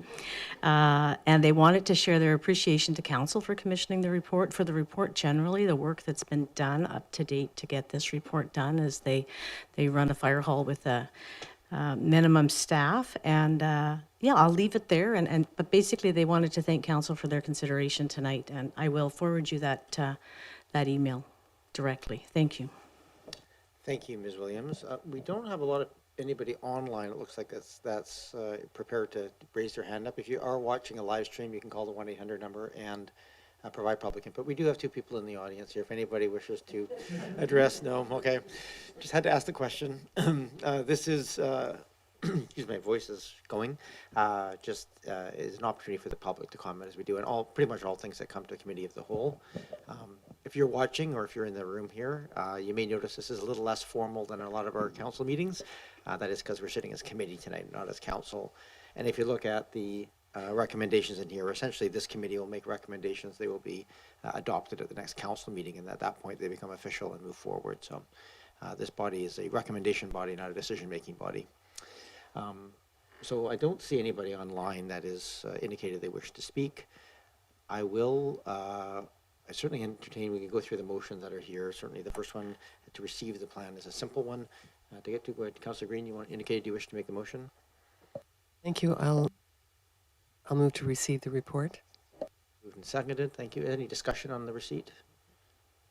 Not seeing any. I'll call the question then. All those in favor? Any opposed? None opposed? You can keep going if you wish. Thank you. And that council consider the following staff recommendations: that the fire department master plan dated December 2022 be endorsed as the guiding document for the delivery of Oak Bay Fire Services, and that with respect to operational models, staff report back to a future council meeting with an impact analysis and phased-in implementation plan based on the consultant's recommendation to move to organizational model option 3, which is in section 10 of the report. Thank you. Thank you, Councillor Green. Is there a seconder? Moved and seconded. Thank you. So we're in for discussion now. Go ahead, Councillor Appleton.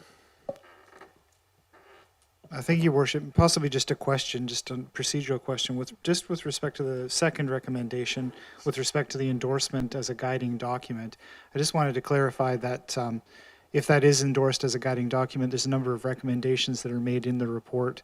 This is a guiding document, but the motion does not contemplate directly supporting any of the individual recommendations within. It's for the document overall. The specific recommendations will be dealt with on an as and when basis as they come before council. Is that correct? Give that to Chief McDonald.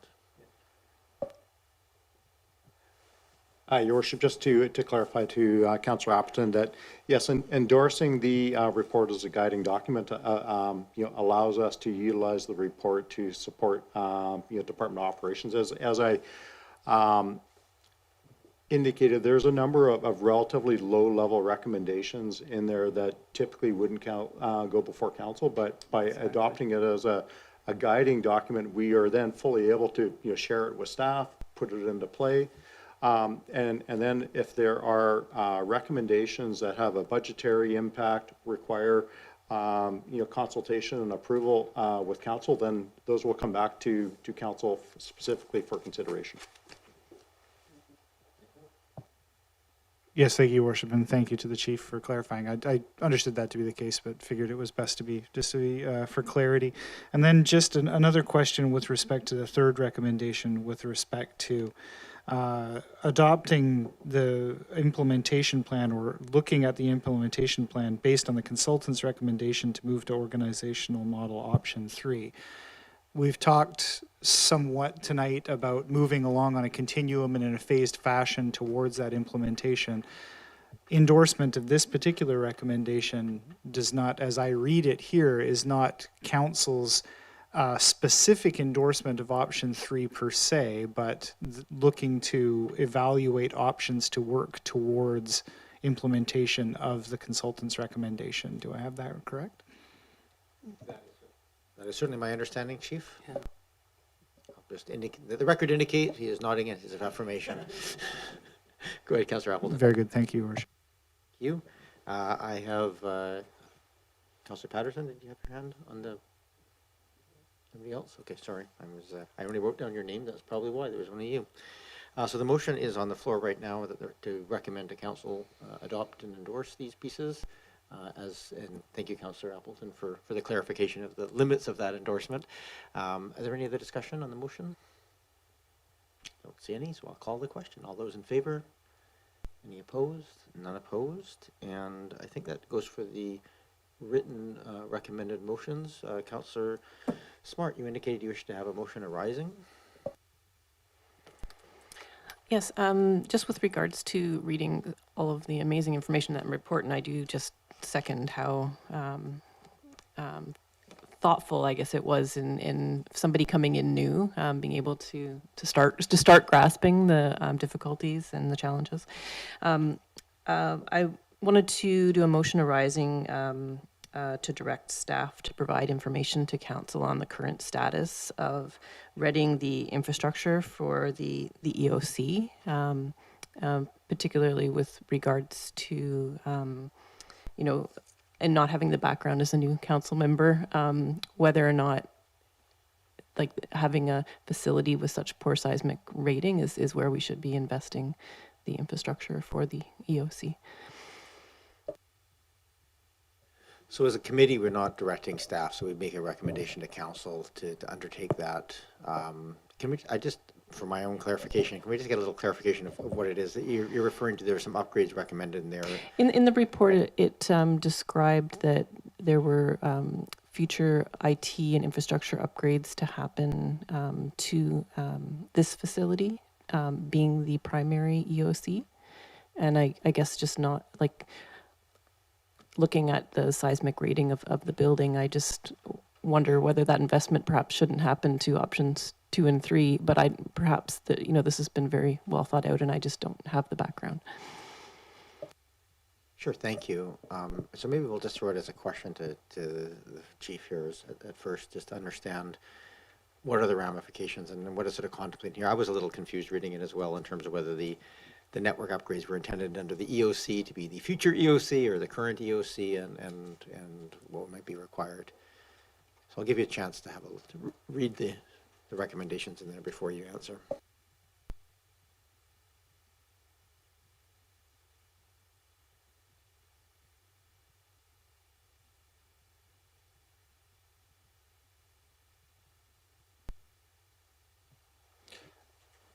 If I could just clarify through His Worship to Councillor Smart,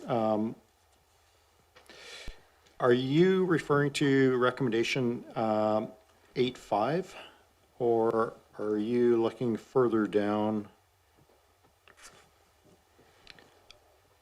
Go ahead, Councillor Smart. I think I believe it's on page 48 under the 8.3 facilities and equipment.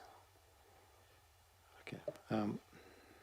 So if you just have a look at number 8.5, I think that does make sense as the primary EOC location, have the necessary IT infrastructure installed. But if that's not yes, and I think the context of that is that we're not talking So first off, it's a shared space, it's council chambers. And so, you're not going to have a dedicated EOC set up in here. And so we're going to have equipment that can be, brought in on an as-needed basis.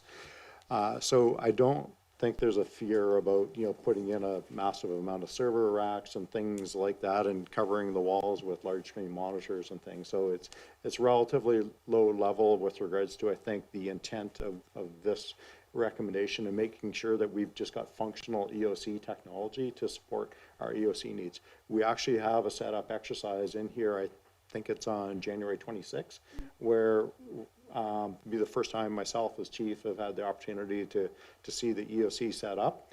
And then I'd say that the bigger piece in here is there are a number of recommendations in here related to EOC.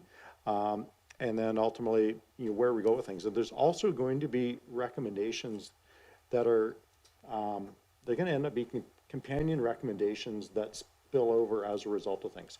So we know if we build a new fire hall, we'll probably build an EOC in there. We'll put in, probably the backup server for the district in there. And then we know longer term, if there's a replacement of the municipal hall, then I think there's inclusion of an EOC at that point and an increase in supporting technology to do it. But it's not talking about a short-term, massive amount of capital dollars to support, and really an underdeveloped, underbuilt facility for it. There are, opportunities most likely within other pieces of infrastructure within the district about, where is there something that's relatively modern? Is there the ability to maybe get municipal just network access in there? And then we can have either the primary or a secondary use of an EOC in a different location that's not currently being utilized or necessarily on the planning horizon for the district. Thank you for that. Go ahead, Councillor Smart. So if we have an earthquake tomorrow and this building does not fare well, do you feel like we have set ourselves up in a situation where we can have an EOC at the Scout Hall? Or is that something that council really should be prioritizing, doing anything to prepare the more likely center of that operations? Go ahead, Chief. You're flashing because your battery's low, but you're okay. That was a new one for me, so thank you for clarifying. Through to Councillor Smart, through his worship. So big question, lots of challenges on the emergency management side. Yeah, I would say there's a whole slew of priorities that we need to talk through.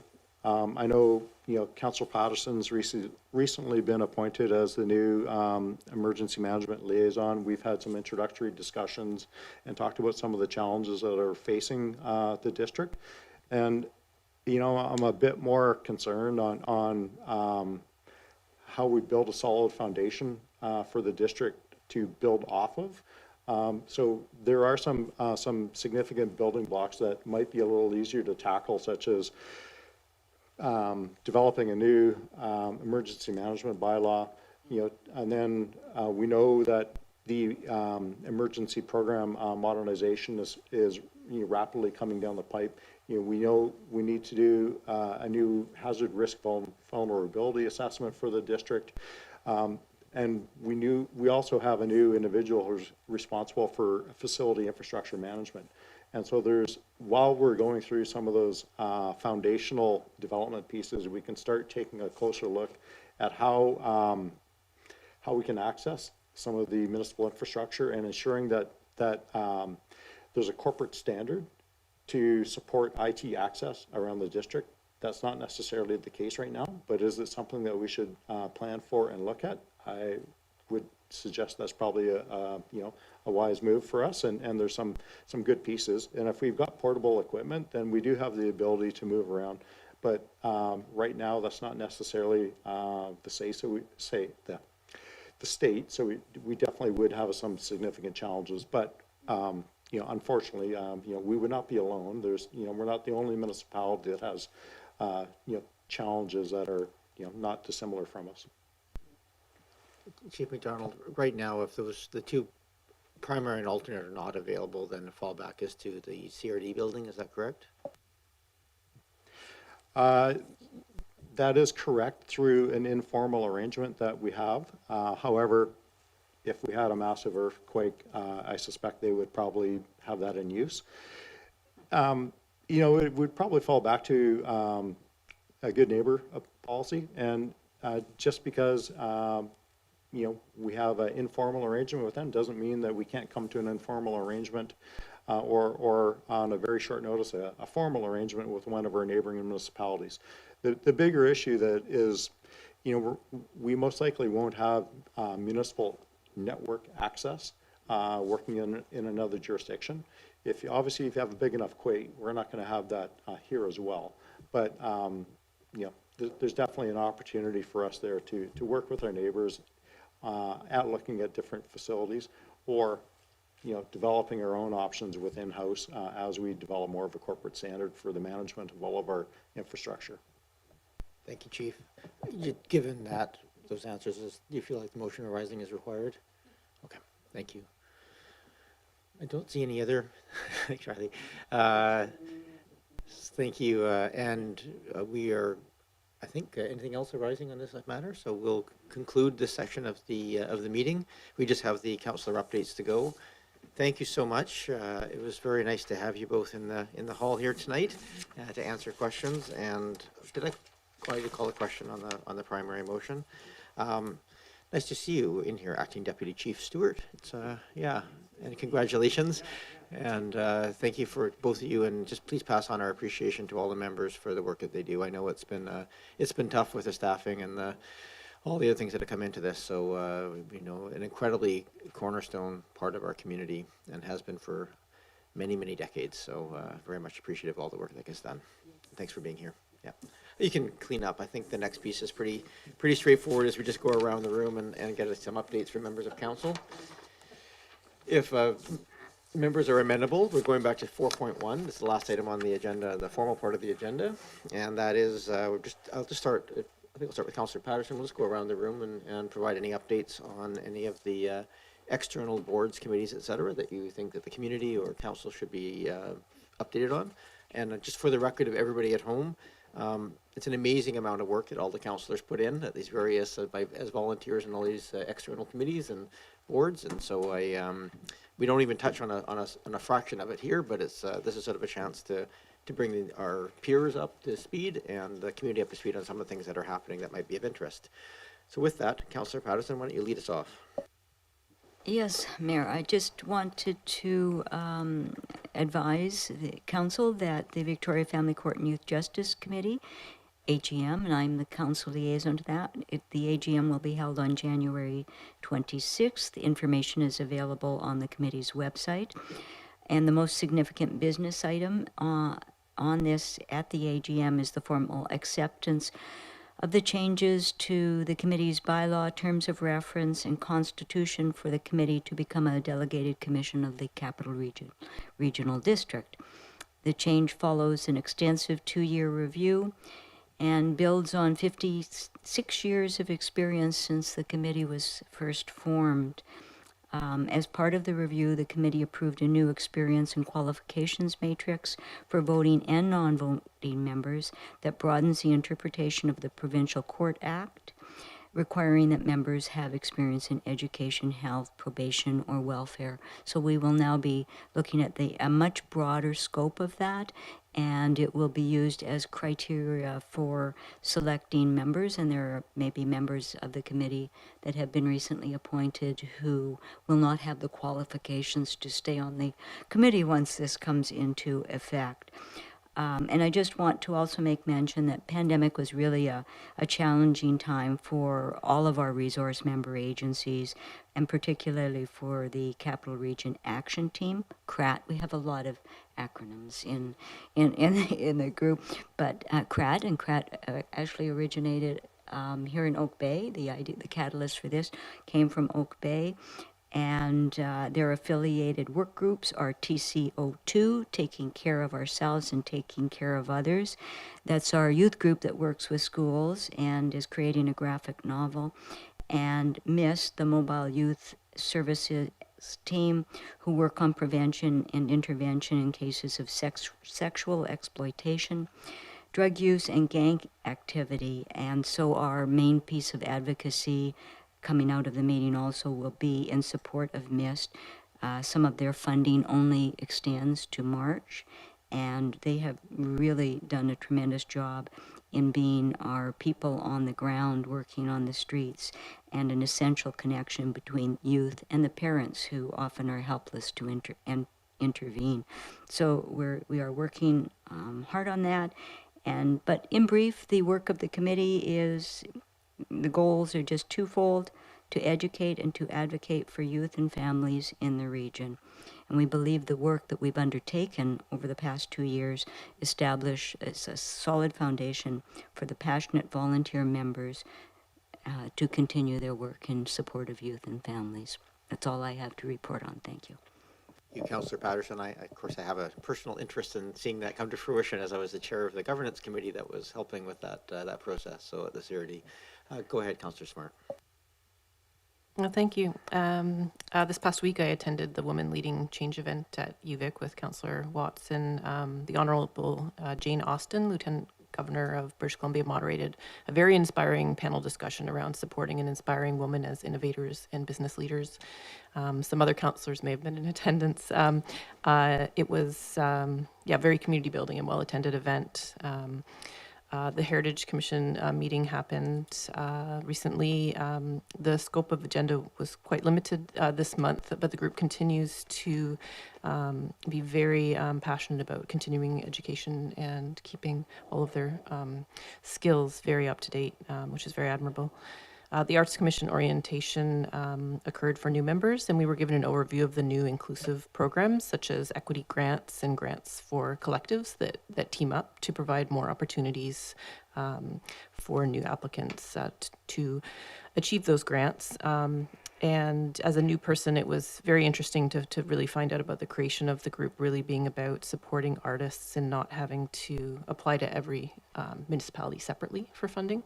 But they did point out that artists are allowed to also apply to the CRD and directly to separate municipalities, and that does happen. And that is also completely fine. I think that's all the updates that I have. Oh, and just that also there's only currently 9 members in the CRD Arts Commission, and that they are still actively pursuing having all the municipalities join. So that was just interesting. Thank you. That is something that is a bit of an issue for the arts and consideration for the performing arts service as well, looking to expand that to include more of the municipalities. It tends to shift with politics over time. Go ahead, Councillor Appleton. Thank you, Your Worship. Very briefly, just to update on Heritage Foundation, which took place this past week. I will just pass along that we had the good fortune of meeting the day after Council's consideration last week of the treatment and the ongoing process around the Alan Cassidy Awards, which I know that the members of the Heritage Foundation were very pleased to see on the agenda, monitored the discussion closely. We're very pleased with how it turned out, and appreciated sort of the specific identification of the foundation as a partner in that process. So they've been eagerly anticipating that discussion at Council, so it was nice to be able to update them on that. So my thanks to Council for that. And also on the good news front, after the long layoff of COVID, and also the attendant fallout afterwards of getting things back organized, the very well attended speaker series, educational series that the foundation puts on a range of topics is set to return here in the next month or two. So I know that those are always well received by the community, and I think that they're very pleased to be bringing those back online. And I won't produce any spoilers, but the initial topics that I heard about were quite interesting. So please stay tuned. Thank you. Excellent tease there. You can imagine a little trailer. Go ahead, Councillor Watson. Thank you, Mayor. I'm just pleased to report that I attended for my first time the South Island Prosperity Partnership Municipal Partners meeting. That was last week. The very capable CEO, Emily de Rosenroll, chaired the first meeting, although we are now looking for a chair from amongst our members, and I have heard that at least one person has expressed an interest, and it was not me, but so that will happen at the next meeting, I think. Ms. de Rosenroll provided an overview of their purpose and activities and shared some key reports and encourages everybody particularly to look at the 3-year strategic plan, Rising to Resilience, which is available on their website, of course. She noted that of the 13 municipalities in the CRD, 10 are currently represented as municipal partners, not Langford, not Metchosin, and not the Highlands, which has been a member but has departed the partnership and is unlikely to come back, although they're hopeful that Langford and Metchosin will join. They canvassed us, and you've been canvassed about our interest and availability to attend a general orientation session for municipalities that they're proposing for January the 31st.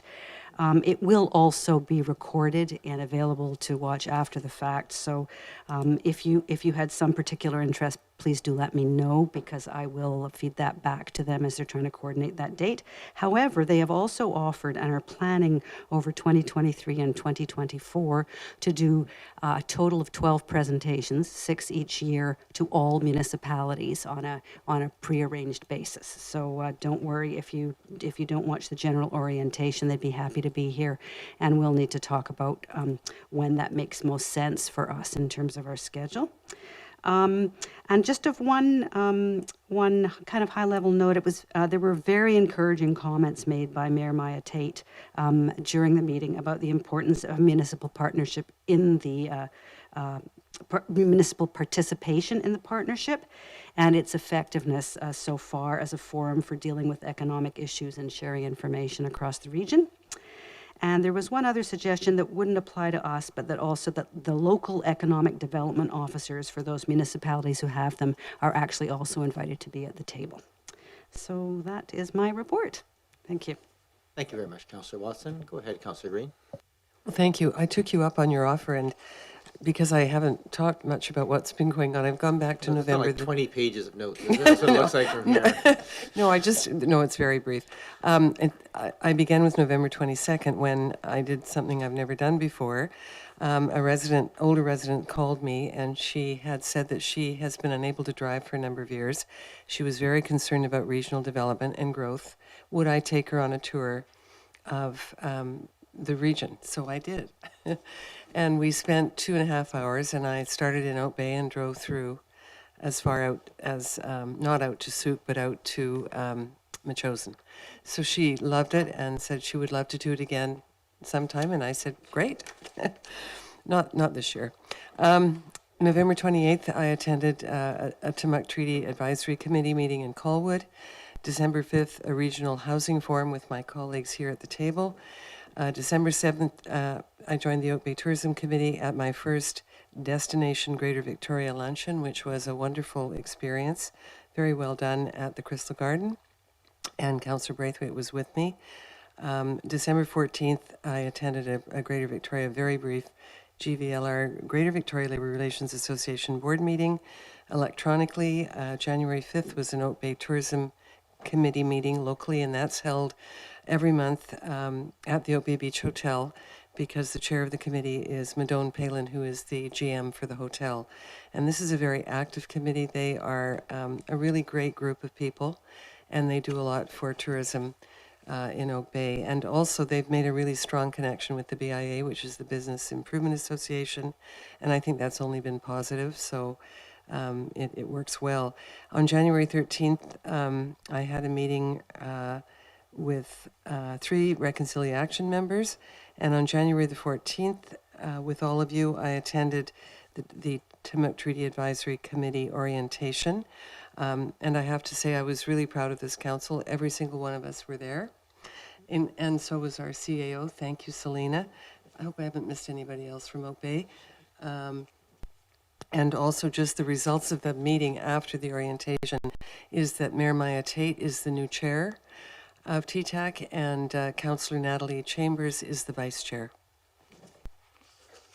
Thank you very much, Councillor Green. I'm brief because I get to provide an update at every meeting, so less gaps in between. But I thought a couple of points of interest this last week and this week are both really busy with policing stuff. So I've been attending a number of various learning pieces and some regional pieces, and including some. We had a gathering of all the police board chairs from across Canada. And I just wanted to sort of reflect that Oak Bay is very interesting. We have I don't think it's recognized much regionally here, but certainly across Canada, that the center of excellence that is our community policing here is really being recognized across the country. And so I just thought that was quite nice and thought I'd reflect that. Yeah, just some very positive discussions, more informally with UVic, looking at ideally finding some innovative approaches to help address some of the some housing, some dormitory style housing to help the university and the community. And just coming up next week will be the Greater Victoria Coalition to End Homelessness. We're having I'm the appointee from the CRD, so we're having our initial orientation. I sat on that body a number of years ago, and then wasn't appointed, and now I'm back appointed again. So I'm looking forward to that and seeing where they're at in that process. So I'll have some updates for that over the coming time.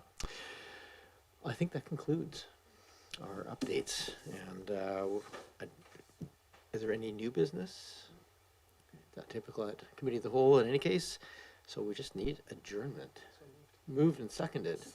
Any discussion on adjournment? No? All those in favor? Opposed? None opposed? Thank you very much. And for those at home, thank you very much. Have a great evening, and we will see everybody. I'm a bit of a question mark for next week at Council. I have a flight coming in, so I'll be flying in and coming directly here, but I'm not sure. Nature has a way of interfering with those plans, so acting mayor this month is Councillor Green, and so she'll be chairing the meeting, perhaps the whole meeting, perhaps part of the meeting. We'll just see how it goes. I don't have to wear the general. You do? You have to wear the, it doesn't matter. All right, good night, everybody.